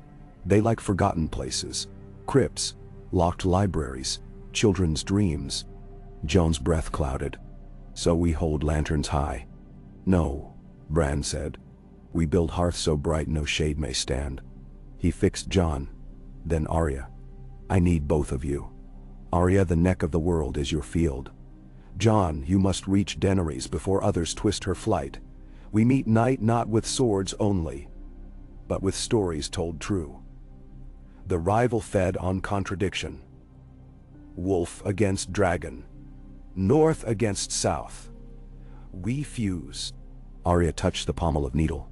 "Sansa's already drafting missives. Lords sworn, bannermen summoned. A moot to name Jon. But crowds love obvious symbols." She nodded at the split banner visible through archway. "Dragon wolf will do." Jon grimaced. "They'll want crowns."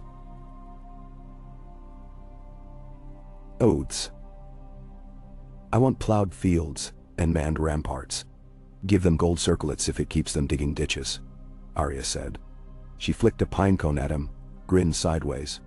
Bran's gaze drifted distant, as if some wind passed only through his mind. "Tomorrow," he said softly, "we escort Rhaegar's harp from crypt to hall, Lyanna's last token. Sansa thinks its music will anchor folk to the truth. They'll hear the prince's notes, see Stark hands playing them." He paused. "Will you play?" Jon swallowed. He had strummed father's lyre once awkwardly. The notion seemed absurd, yet he felt the harp pulsing like blood memory. "I will try." Arya smirked. "If strings snap, we'll blame ghosts." Branches overhead whispered. A single red leaf shook free, spiraling down to land on Jon's sleeve. He caught it, folded it carefully. Bran's eyes closed fully then, and the wood around hushed. After a breath, Arya rose, kissed Bran's brow, and tugged Jon's collar. "We'll leave the tree to its dreaming." Together they left, footfalls softened by snow. The next dawn, Winterfell woke to far-carried trumpets, manderly horns at first light, calling banners to mustering fields beyond the east ridge. Plows dragged through drifting powder, carving lines for supply wagons. Glover carpenters raised new stanchions on the outer palisade where siege engines might mount. Atop towers, archers drilled until arrowheads glimmered like frost. Sansa spent the morning in the solar crouched over parchment lists, grain counts, spear tallies, tanner schedules. Lady Willa Manderley had sent 3 barrels of cod oil candles. The Karstarks had dispatched 12 wagon loads of leather armor. Bear Island offered bundles of storm-felled cedar for arrow shafts. Yet the numbers gaped still. Too few hands for the trenches she envisioned spanning the Barrowlands. Too little grain for a war of seasons. She rubbed eyes raw. Tyrion Lannister arrived then, cloaked in stark gray trimmed with old lion gold. Footsteps barely heard. He bowed stiffly. No goblet in hand this morning. My lady, ravens have flown. Forces gather. And still you fret. Sansa laid quill. Their history lay unspoken between them. Pain, pity, shards of laughter. Now they stood not as husband once forced, but as two veterans of survival. She gestured to the open ledgers. Tyrion scanned speed swift, one brow arching. The usual curse of commanders. Numbers. But I bring humbler tidings. He produced a small velvet pouch. From it, he drew 3 polished faceted stones. They glowed faint salmon like sun through blood. A shy shadow glass. When shattered on stone they flash aurora and scorch whites black. Qyburn's recipe turned sideways by a loyal apprentice. Limited quantity. Sadly. Sansa's exhaustion lifted a breath. Enough for sabotage. Enough for spectacle. Tyrion's grin held wolfish edge. Imagine the Knight's army breaching some gate and a wall of glass fire roaring blue opposite. Morale matters. She nodded slowly. We'll save them for the moment hope most wavers. Tyrion tucked pouch back. Now, I shall leave you to figures. Off to instruct Davos how to spin heroism from fish smell. Sansa almost smiled. She watched him limping out. Thoughts swirling of alliances that once seemed poison now turning shield. Beyond the wall the Night's Queen stirred. She lived, if that word fit, inside the ancient citadel of ice rising from the shivering sea's cliffs. A sculpture, older than tribes' oldest songs. The Night King's demise years earlier had cracked the citadel's ceiling. His shards had drifted on cold wind and settled into her, coalescing thought and purpose. Where he had been bleak resolve, she was burning vengeance, a winter star inverted. Her generals, the white consorts, knelt as she descended midnight stairs. They bore new arms. Spears of ice fused with veins of something darker. Fragments of the forgetting coiled in smoke within the crystal. She ran a talon across one spear, drawing no blood yet sending silver cracks spidering. Not enough. She hissed in voice like hoarfrost. We need the great wolf. Its song counters ours. A consort bowed. Our agent near Maidenpool was severed. She pivoted, whites of eyes swirling like sleet. Then root out other cracks. The bastion at White Harbor, burn. She raised hand. Across the floor, kneeling whites groaned, stood. Each bore the faces of drowned sailors, dredged from the cold sea. Send a tide. At Moat Caelan Mira Reed crushed frog eggs into a salve of nightshade and sage, smearing the potion along the bark of the transplanted heart branch. It was thriving. Tiny buds already crimson. Cranagmen sang low whistles, and reeds bent, though no wind. Mira sensed the buds' dreams weaving into the broader net. Bran's presence whispered like distant thunder. But across the marsh waters, she saw heat shimmer, though the air was cold. A squad of sellswords in scarred breastplates pushed a barge through threads, blades stained dark. She raised her spear. Crannog darts flew. The invasive men fell, gasping. Their tongues were black, eyes ringed pale blue, though they still bled red. Part white, part living, experiments loosed by someone with coins and no scruples. They carried flasks of lamp oil and wildfire fuses. Mira's heart hammered. The Night's Queen reached farther each day. She dispatched a raven, Moat Caelan threatened. New breed of half-dead. Bran's mind brushed hers at once, a calm reef against storm. Jon spent late afternoon in the crypt. Torch in fist, he walked the silent row of kings, past Lyanna's statue, newly garlanded with pale winter roses, down to Ned's, where the faithful stone eyes regarded him with patient sorrow. He set the torch near the niche where a weathered harp case lay, dust thick enough for finger trails. He knelt, lifted the lid. String slept dull, silver turning gray. Sam had followed quietly. He stood now behind, glasses fogging from crypt chill. Once Maester Aemon said to me, "Chains weigh less than blood until you pick them both up. I think I understand now." John flexed sore knuckles. "The harp feels heavier than Longclaw." Sam's smile trembled. "Then we'll tune it together. I've tuners from Old Town." He produced small keys, carefully set to work. Notes twanged through crypt gloom, echoing like faint visiting ghosts. When finished, Sam placed harp in Joan's arms. "No one forces a tune, my friend. Strings sing only when coaxed." Joan's first chord almost soured, but he bent wrist and found a mournful minor. A second chord emerged, brighter. Memory stirred, Lyanna's voice humming some soldier's ballad. Though he had never heard her, he closed eyes and let fingers stumble, then flow. Music rolled between pillars, shook dust from stone hair. Footsteps stirred behind. Sansa and Lady Mormont and Davos descending to listen. Unplanned congregation in underworld vault. John played on, until the ghosts seemed to lean from their pedestals in solemn approval. Night dropped black across the north, but at White Harbor torches burned quadruple. Lord Wyman Manderley, half his girth shed by wars, but plenty left, oversaw the final loading of grain barges, bound for Winterfell. The harbor's new ring wall bristled with scorpions and 2 trebuchets salvaged from Stannis' failed siege. Sailsail Captain Salladhor Saan lounged on deck of his flagship, counting coin, while Manderley's men rolled casks of pickled herring into hold. High tide peaked, when a thin-keel vessel slid from offshore fog. No lantern, sail black. Lookouts hailed. No response. Sirens sounded. Scorpions turned. But just as first quarrel loosed, the mystery craft erupted. Literally, as if packed by rot. Bodies poured over bulwark. Sailors long drowned. Pale limbs studded with barnacle. They moved silent, blue-lit, wielding hooks of coral glass. The wall bells shrieked. Manderley barked orders. Flame arrows streaked, found oily flesh. The corpses burned, but did not fall. Instead they flung themselves into harbor waters, vanishing beneath murk. Moments later, more shapes surfaced inside the ring wall. Scaling piers in dripping silence. Battle horns clamored. Saan's men lunged with curved blades. Manderley hefted an axe bigger than some squires. But for every corpse felled, 2 more heaved from tide. Somewhere by storehouses a hush blew out. Torches snuffed as though pinched by giant hand. Screams followed. The Night's Queen's tide had come. At Winterfell the heart tree shuddered. Bran gasped. He slumped, vision tearing southwards, crashing into White Harbor's walls.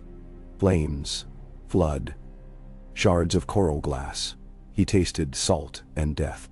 He reached for the new neck branch, found its root bright, and through Mira wove a shout north. "Hold 3 hours, help rides." Sansa, roused from ledger gloom, called banners.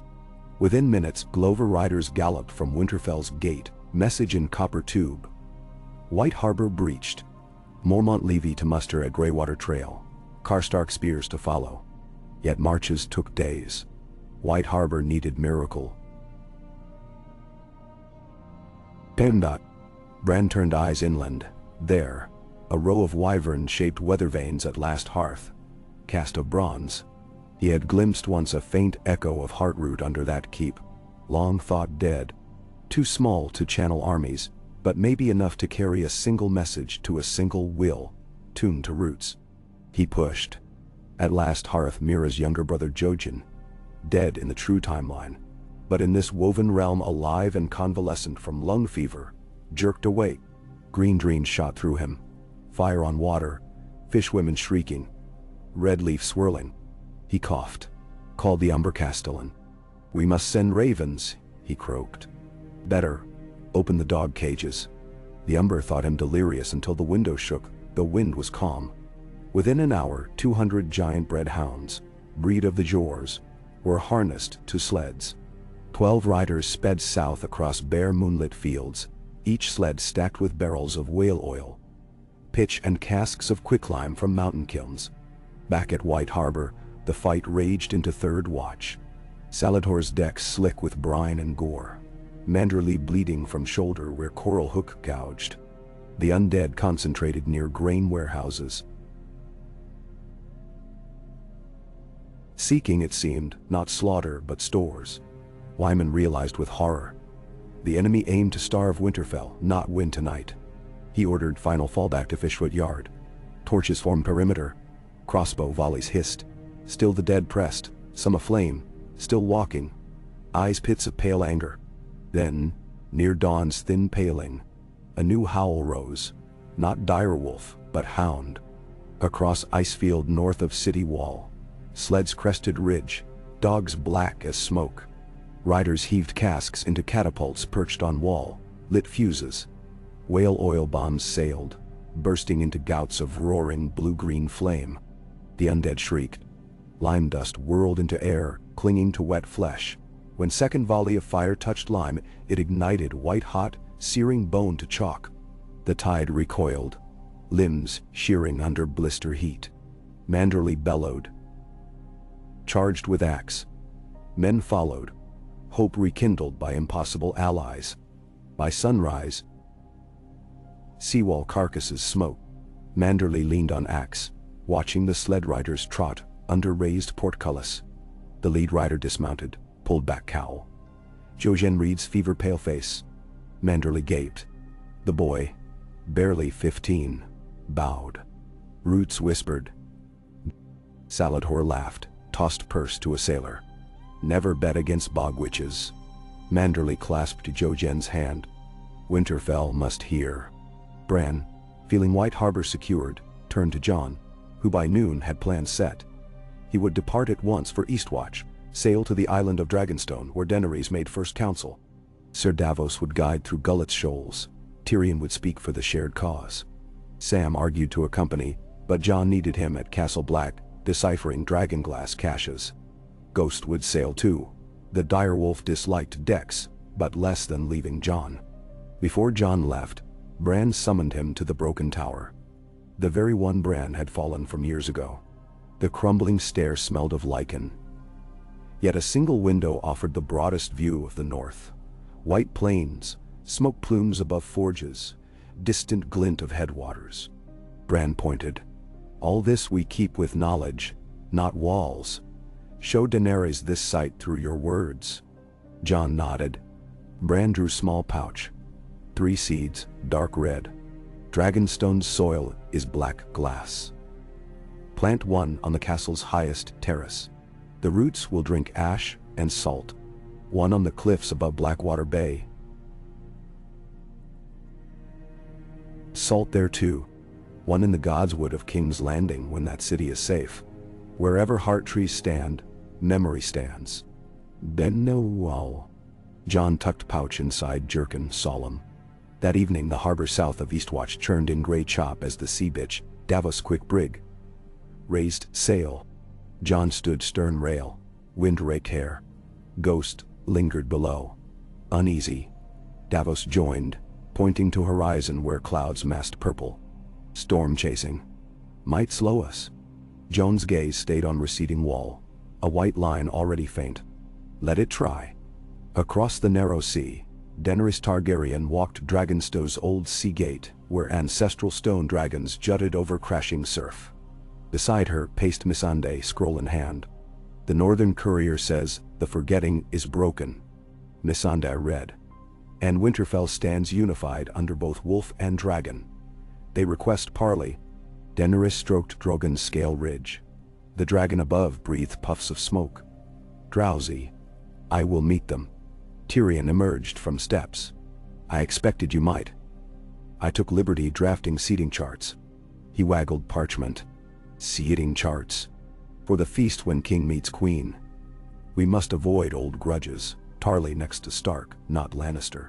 Martell between Greyjoys. They both like salt, perhaps talk will flow. It is a puzzle. Daenerys' gaze roved the dark sea. 50,000 dead marched beyond that waterline. Charts seemed smallest of puzzles. Yet she smiled faintly. Tyrion's fuss anchored. She glanced skyward. Rhaegal wheeled, Viserion dove, their arcs crossing above the great slag heap, where smiths reforged captured Lannister scorpions into plowshares for island fields. Sudden memory flashed, red leaf drifting. Again, peace more than conquest. Night fell, and within her chamber she dreamt. Bran Stark stood upon a bridge of snow, red sap running down wrists, hands outstretched. He said no word, but behind him loomed the Night's Queen, and her cold eyes wept black tears. Drogon roared overhead, yet Bran remained calm, repeating gesture, hand out, palm up. Daenerys reached. The moment her fingers brushed his, flames burst outward, not between them but circling to bind them both inside a ring of light and dark. She woke, pulse racing. She donned cloak and went to battlements. The moon hung over Blackwater Bay, casting tendrils of silver along wave crests. Wind carried salt, and the faintest smell of smoke from city fires still smoldering across water. She thought of Jon, a face glimpsed in Bran's palm maybe, and knew the dream meant to show path, meeting, joining, forging ring around the foe. At Winterfell, Sansa prepared the moot. Lords Arryn, Royce, Tarth, Lady Barbary Riswell, the Blackwoods, the Mallisters from River Run, even a sworn man of the Brotherhood without banners, now wearing Tully colors. Across kingdoms they gathered. They came on horse and foot, by barge and small planes of sled across iced rivers, each arrival like another stone in dam trying to halt doom. Inside Winterfell's hall the dais bore 2 thrones, old high-backed Stark seat, and a new chair of dark wood carved with folded wings, wrought by Bear Island's best. Sansa would sit neither.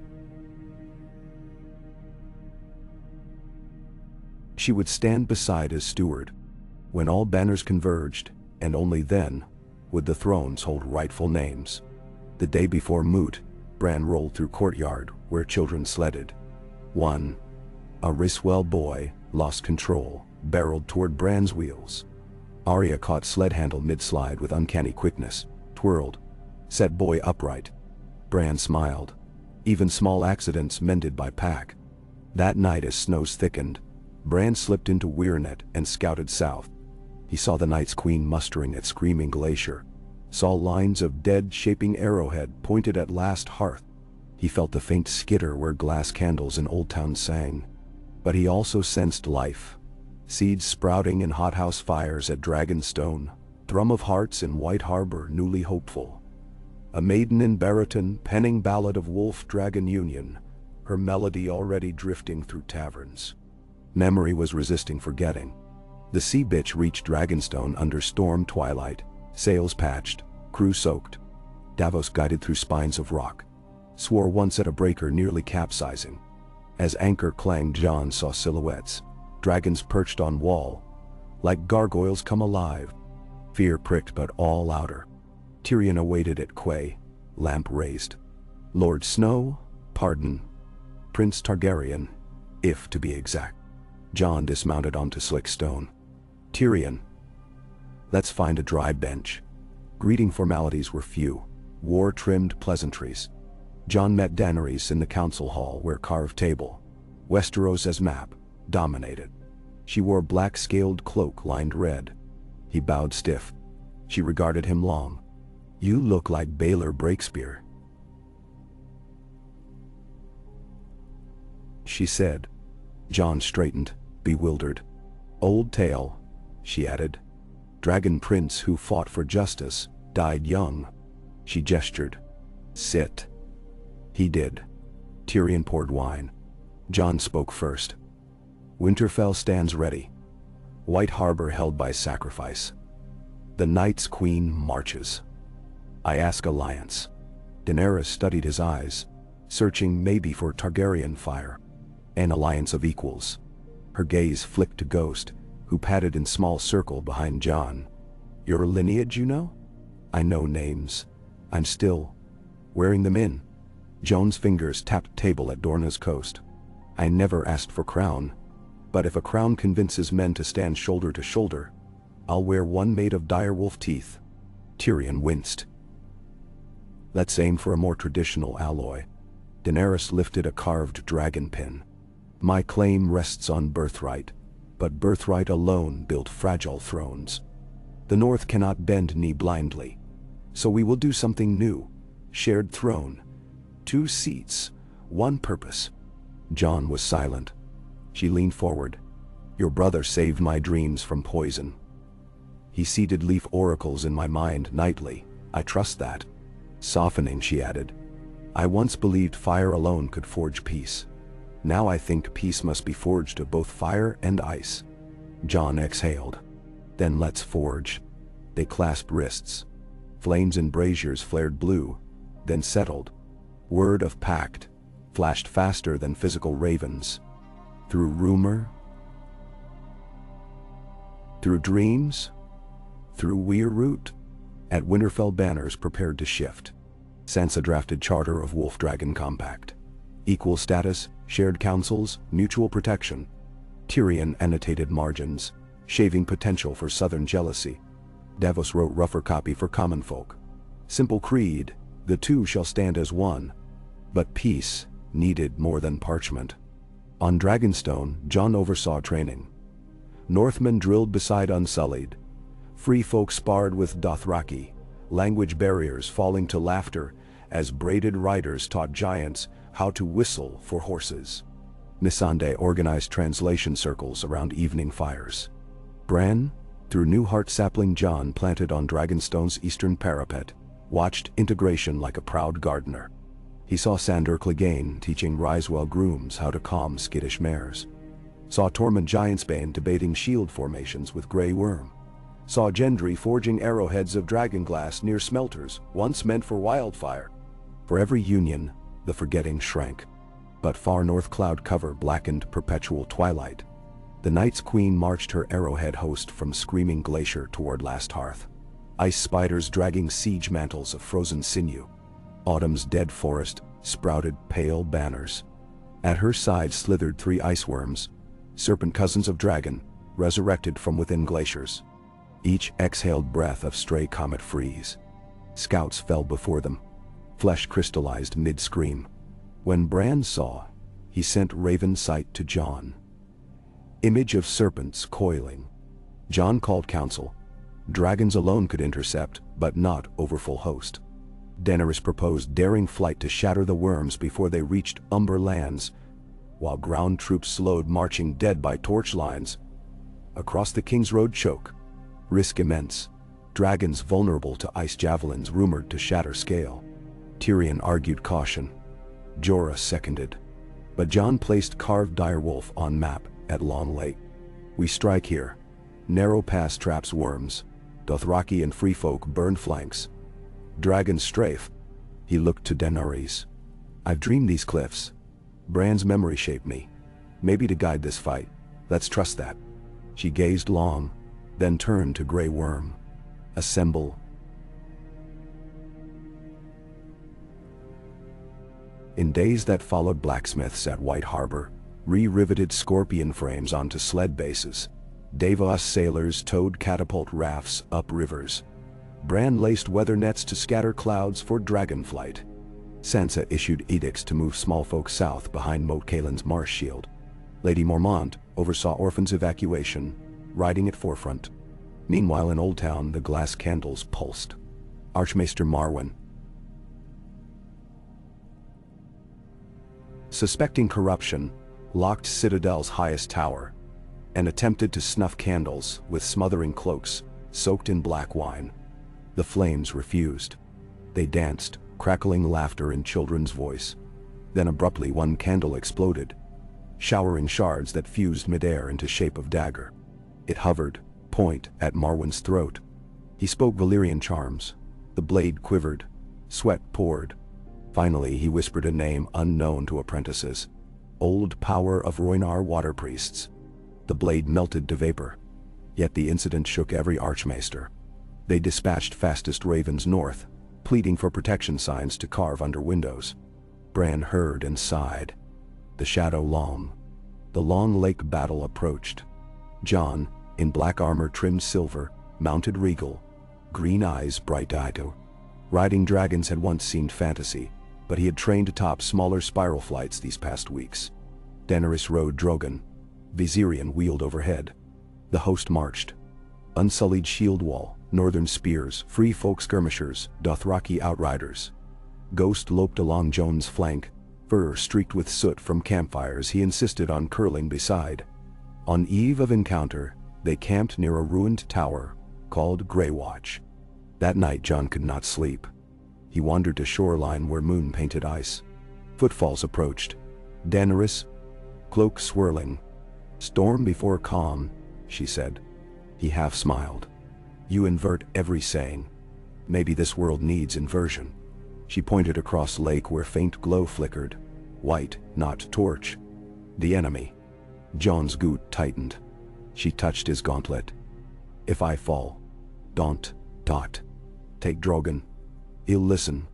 Jon shook head. "We both live." Distant hoot of owl cut conversation. They returned to camp, silent, vow sealed. Dawn spilled colorless.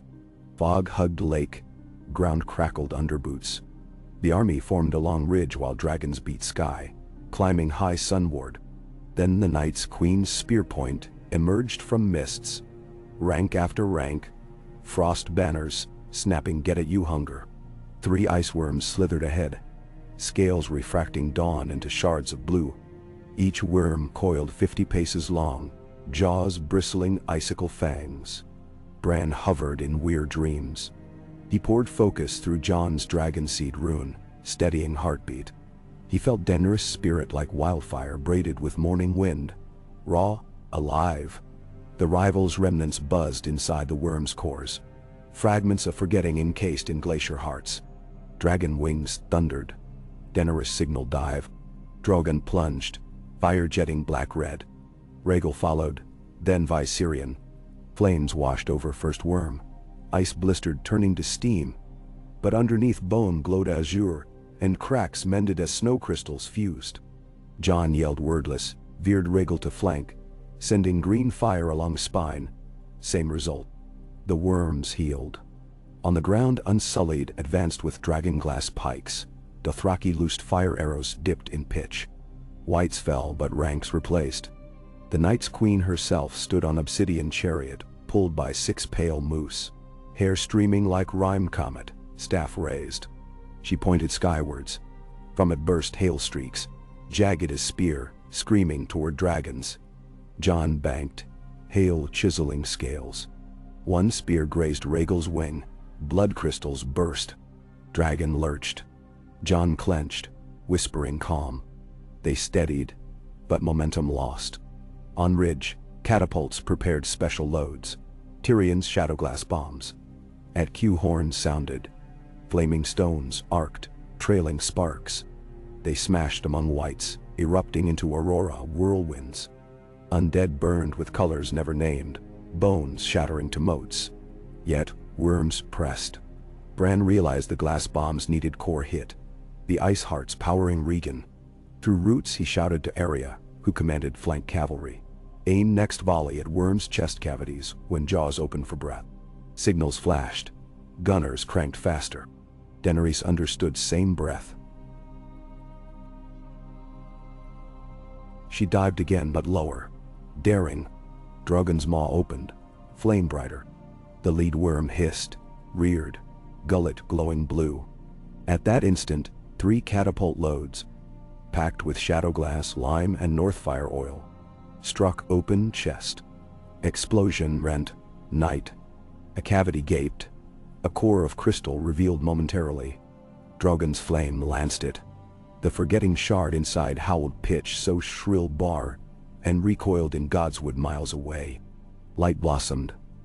Worm exploded into hail so fine it became mist. The lake hissed under deluge. Mist rolled, obscuring second worm. Jon sized chance. Rhaegal roared. Claws raked underside, splitting plating. Viserion hammered from above. Catapult load followed. Direct strike. Second worm collapsed, turned to brittle lattice, shattered. Third worm coiled, sensing trap, attempted retreat toward Queen's chariot. Daenerys pursued, but hail spears hammered. One pierced Drogon's shoulder. The dragon screamed, faltered. Queen on chariot gestured. Ice chains shot up, snaring Drogon's left wing, dragging toward ground. Jon's heart seized. He urged Rhaegal, but distance. On ridge, Arya vaulted onto nearest horse, galloped downhill, twin blades ready. But Bran saw first, ghost racing across trampled snow, white blur. The direwolf leapt, jaws clamping chain. He weighed but a spark, but his bite glowed red. Leaf memory fueling him. Chain cracked. Drogon wrenched free, rising like sun erupting from storm. Fresh flame sprayed Queen's days, ice horses melted, chariot crumpled. Night's Queen shrieked and vanished into swirl of snow, retreating with surviving white cohorts. With worms gone, enemy cohesion faltered. Northern infantry pressed, unsullied speared. By dusk, the pass was secured. Dead were truly dead, save fragments crawling slowly south, which free folk archers picked off. Jon dismounted Rhaegal near Ghost, kneeling to check Wolf. Chain had gashed Ghost's side but not mortal. Jon murmured thanks. Daenerys limped over, armor scorched, braid unraveled. She clasped Jon's shoulder. Together. He smiled hollow with fatigue. One head of Hydra cut again. Behind them ridge cannons smoldered. Bran's whisper alighted. Gather crystals from worm hearts. Use them to forge watchlighter lanterns. Tyrion took note. In the weeks that followed, armies did not rest. Winter's Queen withdrew to rebuild, sowing new sorceries among night blue woods east of Shadow Tower. Bran spies, leaf spirits, ravens, green dreamers, traced caches of children's bones arranged in spiral patterns, consumed by frost flame. She attempted to birth new worms, but lacked the dormant eggs. The last glacier nests were gone, so she turned to subtler tools. Dreams bent to despair, ghost plagues that leached warmth from hearths. Sansa countered with stories. Bards circulated tune of Rhaegar's harp, now played by Jon underneath both Stark and Targaryen banners. Small folk sang while stacking walls, each verse ending. Memory will not freeze. Bran smiled each time song echoed through Root. Tyrion traveled to Old Town with escort of maidens' men to calm candles. He carried seed from Dragonstone to plant in Cat's Garden. Monks skeptical, but desperate aloud. When Root took hold, candle dagger laughter ceased. Arya, leading a band of faceless trainees, slipped behind Night's Queen lines, assassinating white marshals before they fully rose, using Valyrian steel needles, filled with sunlight essence prepared by Sam through obsidian lenses. Each kill starved a squad. The war turned to 1,000 smaller fronts. Fields of barley encased in glimmer nets to resist frost storms. Fisherwomen arming nets with dragon glass weights. Maesters designing mirrored sun towers to bounce scarce light deeper into valleys. Everywhere fire and ice synergy blossomed, as Bran intended. Memory embedded in living acts. Yet final blow still awaited. Bran saw it in dreams. King's Landing. Red Keep's throne room, heart tree grown at courtyard. Night's Queen descending south riding storm of midnight hail, seeking roots still vulnerable. She desired to sit on iron throne twisted into glacier, to unmake history at Seat of Kings. Bran convened Grand Council at Riverrun, central and fertile, to plan Dockeye. Present. Jon and Daenerys seated twin high backs, Sansa a steward, Tyrion, Davos, Jorah, Missandei, Sam, Mira, Lady Mormont, Lord Gendry Baratheon, Yara Greyjoy, Bronze Jon Royce, Archmaester Marwyn. Even Cersei Lannister arrived under guard, Tyrion's condition for sparing Red Keep civilians once city secured. She wore plain gray, hair cropped, demeanor chilled but contained. Map laid, Bran spoke through Mira. His body too frail for travel. Night's Queen will strike along King's Road cusp of first thaw, when rivers break but fields still freeze. She'll split forces, one to Storm's End, where ancient ward seals hold dragon metal, one to King's Landing. We must meet both. Men. Plans drawn. Yara's fleet to guard Blackwater mouth, Salad Horse triremes behind, wildfire bombs ready, unsullied to hold Storm's End, aided by Melisandre's red priests. Channeling our lore fire through Newhart sapling Jon, planted at courtyard. Jon and Daenerys to sky. Dragons above. Arya's shadows to slip among Queen's inner circle. Seeking staff of winter heart she wielded. A scepter rumored carved from the corpse of first ever heart tree. Giving power over cold memory. Cersei requested audience with Jon privately. Sansa objected. Jon accepted. In gloomy cell room. Cersei eyed Jon's face. So like Lyanna's but sterner. Why do you fight? She asked. For life. Life means power. She drew breath. You plan to seat yourself on throne. Admit it. Jon shook head. Thrones weigh nothing without people. She scoffed. Spare me, country boy virtue. She looked away, voice thinning. Save my son. He's innocent. Jon's throat tightened. Your son?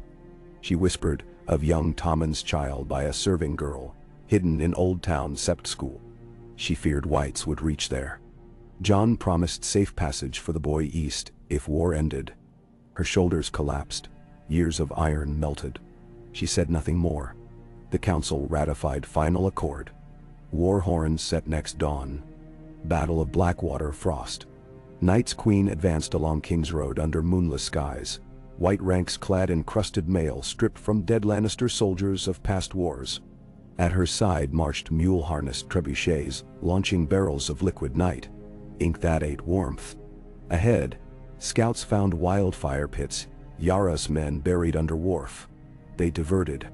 At Breakwater, Greyjoy scorpions loosed ropes with barbed anchors, dipped in wild locust oil, snagging undead barges.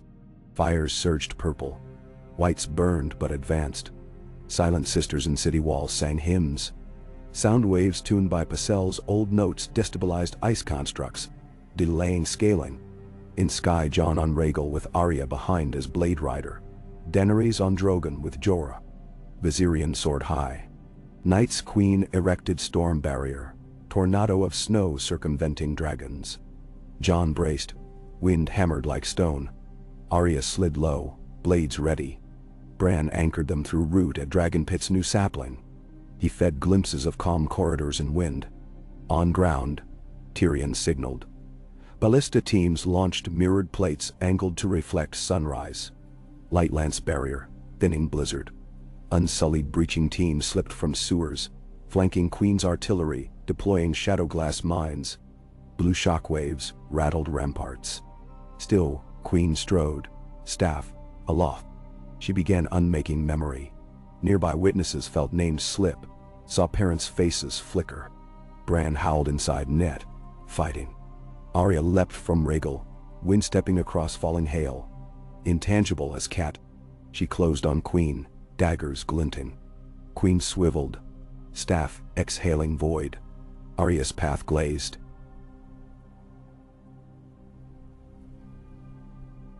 She slid, but needle carved a notch in staff. Chill screamed. Queen backhanded. Arya flung aside. Bran pushed Jon's rune. Remember Playard, Maester's nod. Jon banked. Dove. Rhaegal's jaws clamped staff midair. Ice cracked but not break. Queen jabbed palm into Dragon's snout. Frost spidered. Daenerys dived Drogon. Flame white hot. She and Jon crossed streams. Fire meeting lightning freeze around staff. Temperature warped. Steel sang. In core, Bran felt rival shard screaming. Queen staggered. He directed Mira from Moat Cailin route. Now. From city wall, a catapult launched last great shadow glass stone, carved with runes by Howland and dipped in stark blood. It arced at impossible angle. Guided by wind, Bran bent. It struck staff head.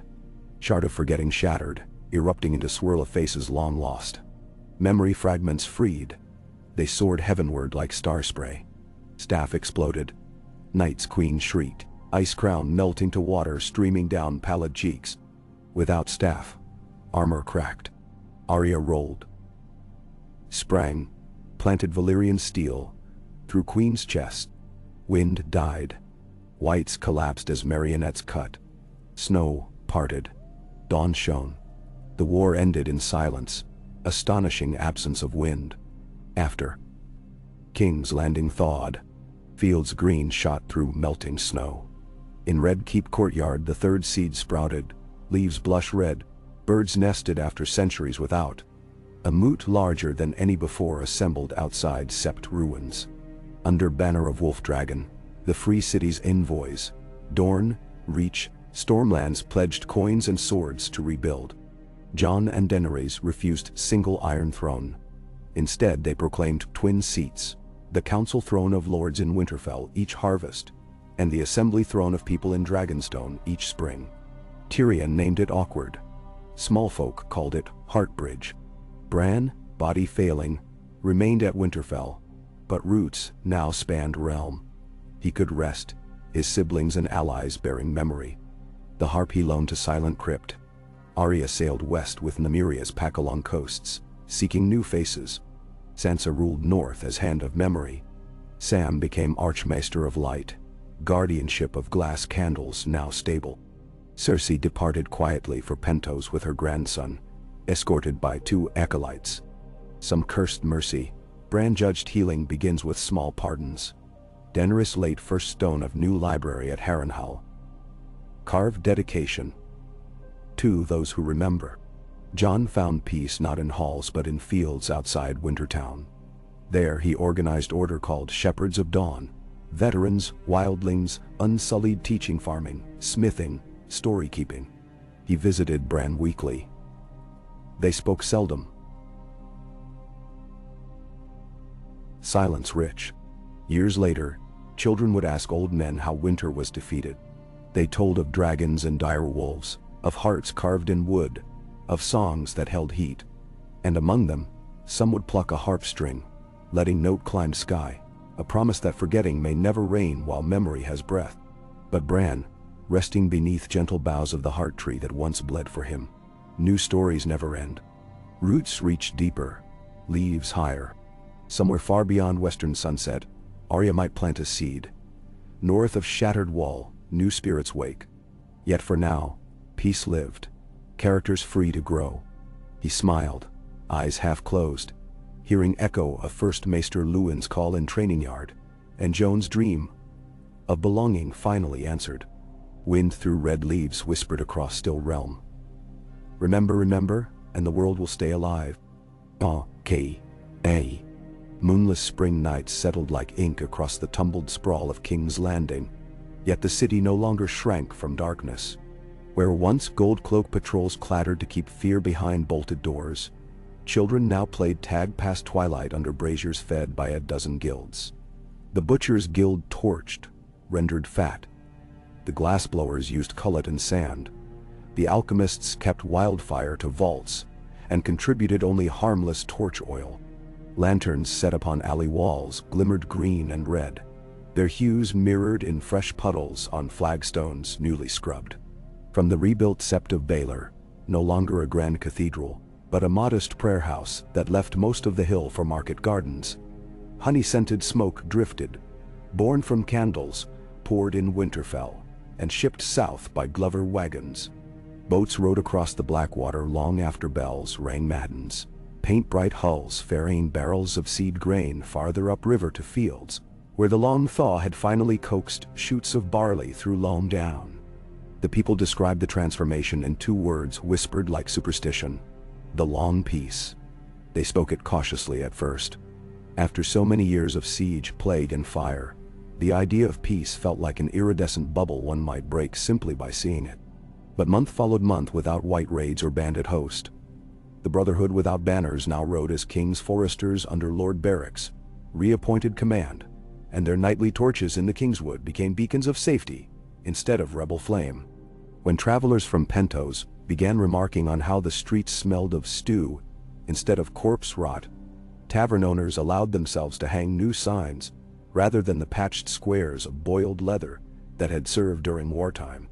By the first anniversary of the Twin Seats, a holiday the Septons quietly rechristened Memory Day, no one feared the word peace any longer. It rolled from lips like hot wine from flagons, warming, unremarkable, almost taken for granted. Almost. Several hundred miles north, a different darkness kept its hold, one woven from roots too deep to be cut in a single war. Ghost fogs still crept through the Frostfang valleys at certain phases of the moon, and shepherds claimed shadows in those mists sometimes had eyes that glowed sapphire.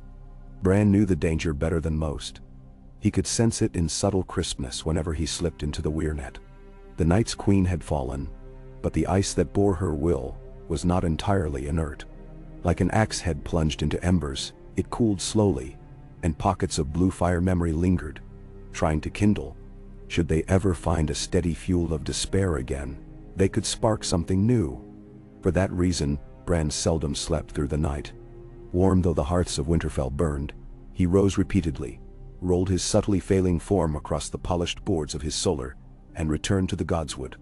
The fresh sapling that Jon and Mira had planted from the moat Kaelin Sprig stood almost 10 feet high now, its bark pale as candle wax and its leaves a pink not so different from the blushing cheeks of babes.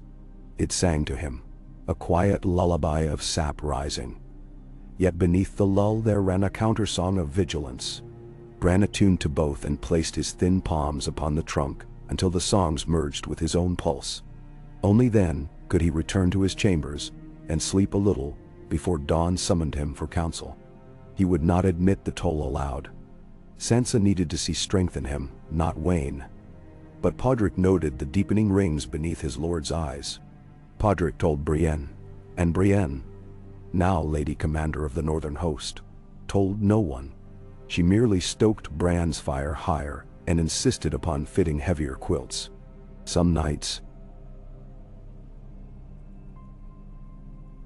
she sat across the hearth and read aloud from the lives of 4 kings until she fell asleep mid-sentence.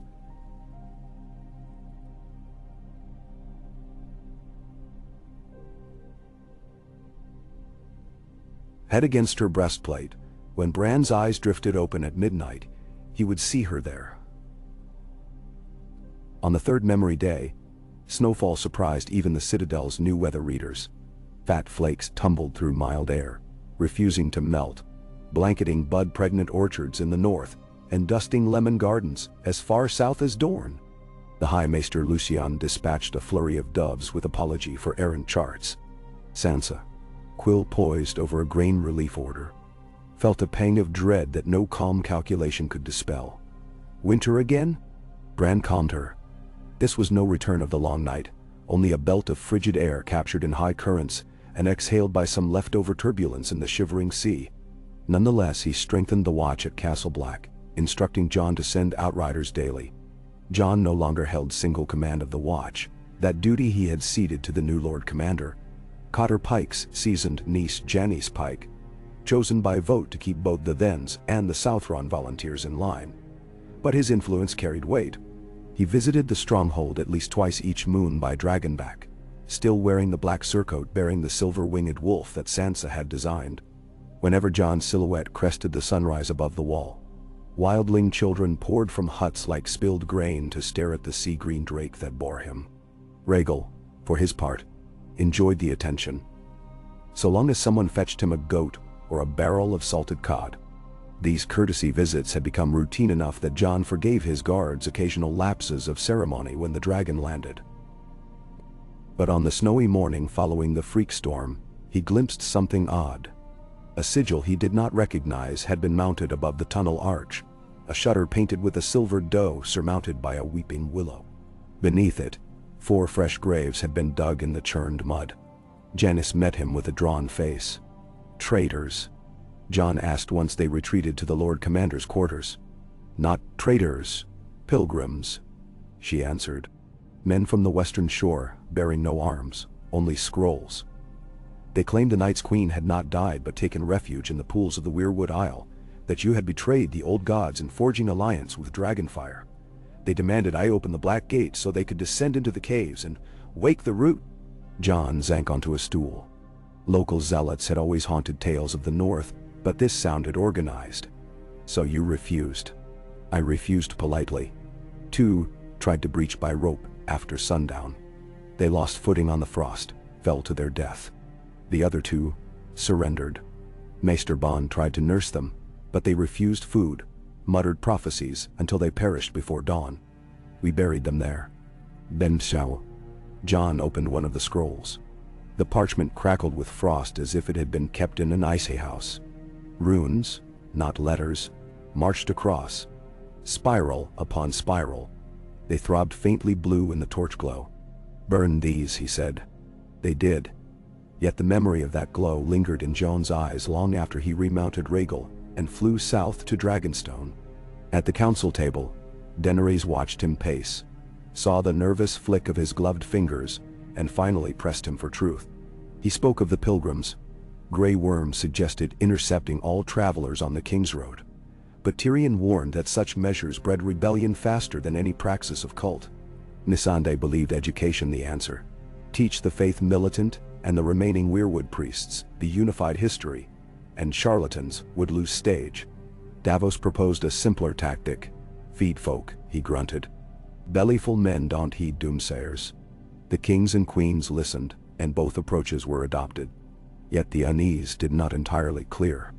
Jon saw more pilgrims at Moat Cailin weeks later, and still more clustered outside White Harbor's gates, sharing stories that Riller's red priests had stitched ice shards under their tongues to keep them from freezing.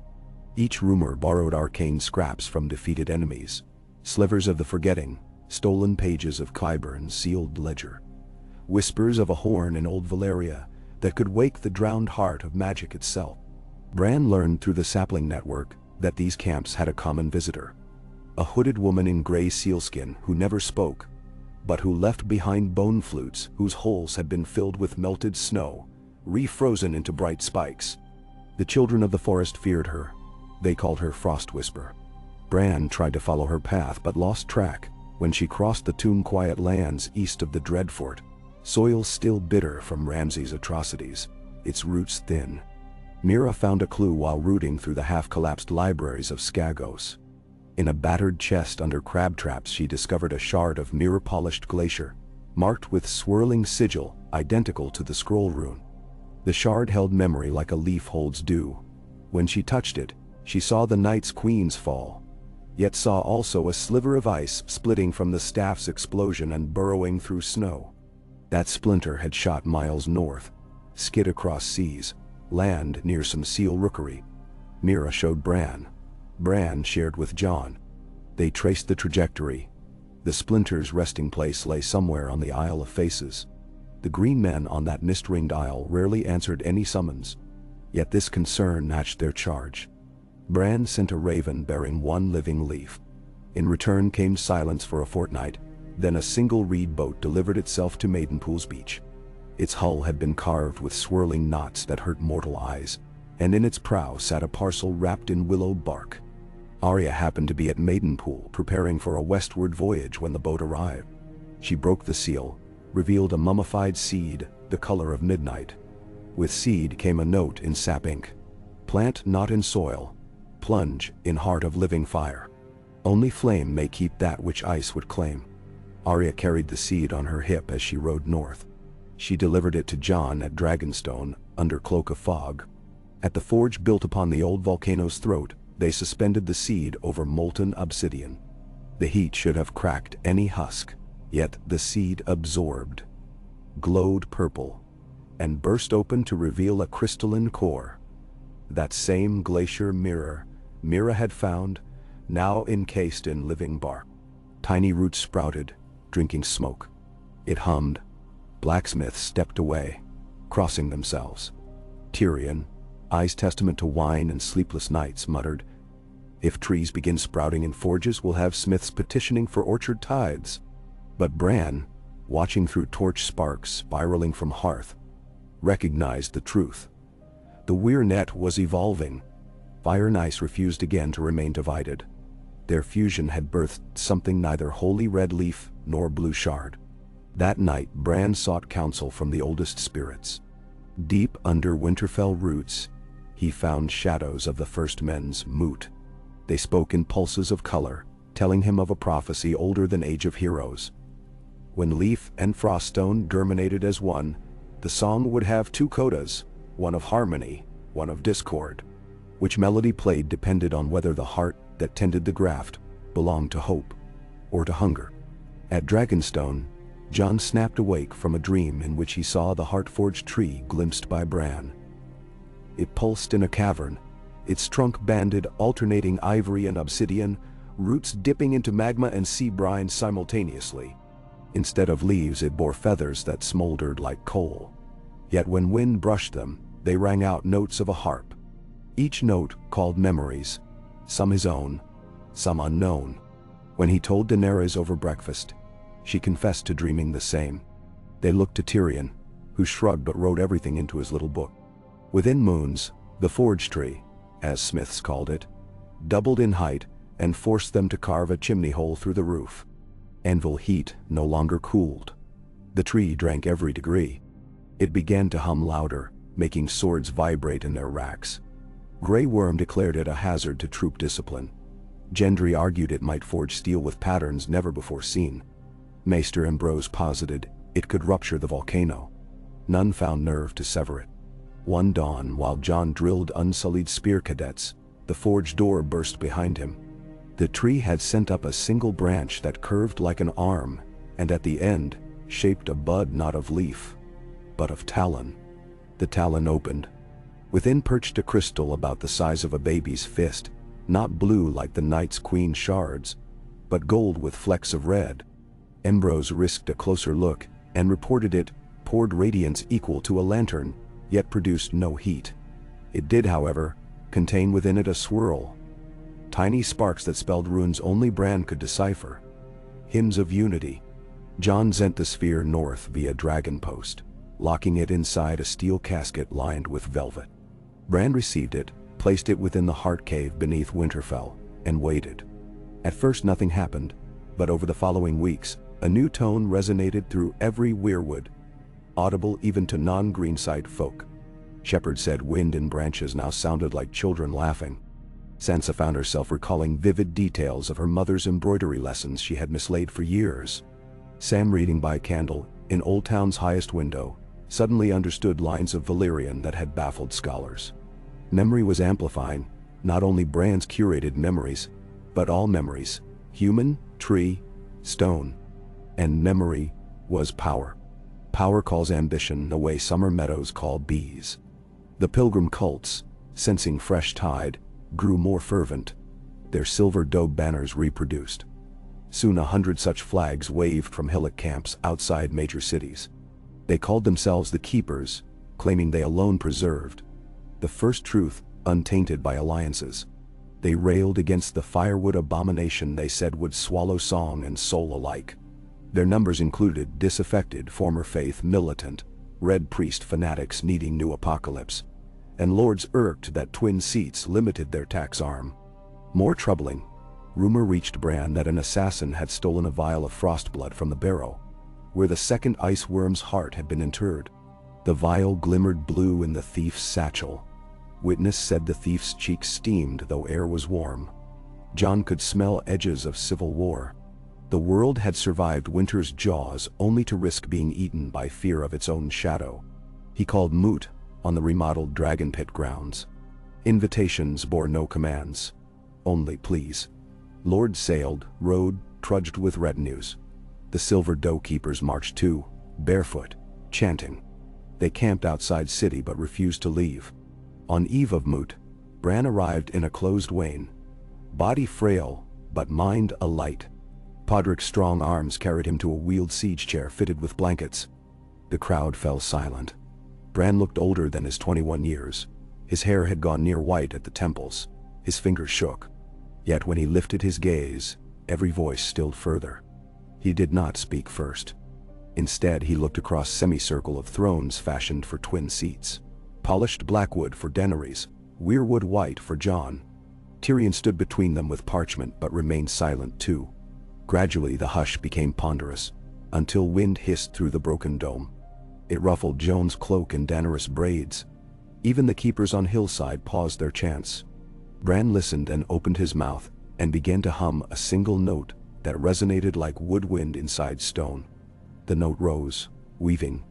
Above, perched on parapet, Drogon answered with bass rumble.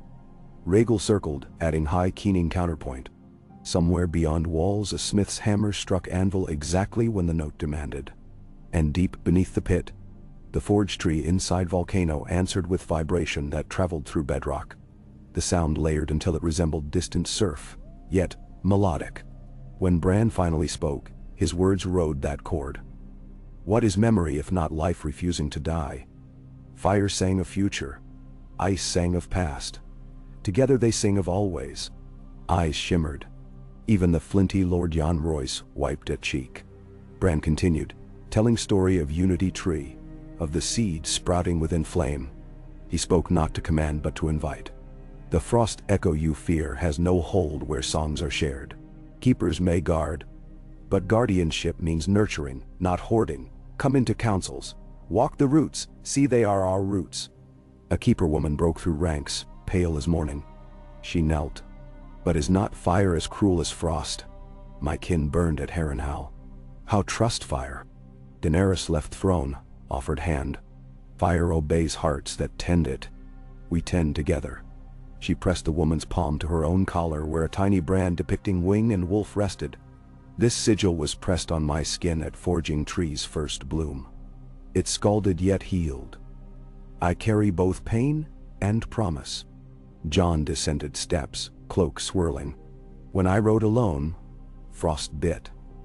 When she rode alone, flame scorched. Together we tempered steel. We asked not submission, we asked chorus. The woman's shoulders shook. She rose, tears part icicle, part steam, gazed at her own hand, where Daenerys' touch had smudged ash. She dipped finger in scorch mark, and drew on her brow a small leaf. One by one keepers stepped forward. They laid down bone flutes, took up cords of red yarn offered by Winterfell seamsters. They braided yarn around wrists. Sign of weaving into greater whole. The moot became not treaty, but vigil. Night passed with bonfires circling pit where once dragons had been chained. Now dragons perched free overhead, silhouettes against stars. At dawn, Bran felt surging warmth in the network. Across forests, heart trees flushed rosy. Beyond the wall, ice wind softened. Even the darkest root threads, those still tainted sapphire, began to lighten as though sun had finally risen upon them too. He understood then that memory, when shared, outweighed any shard of forgetting. Yet vigilance remained. He devoted next months to training new order. Callers.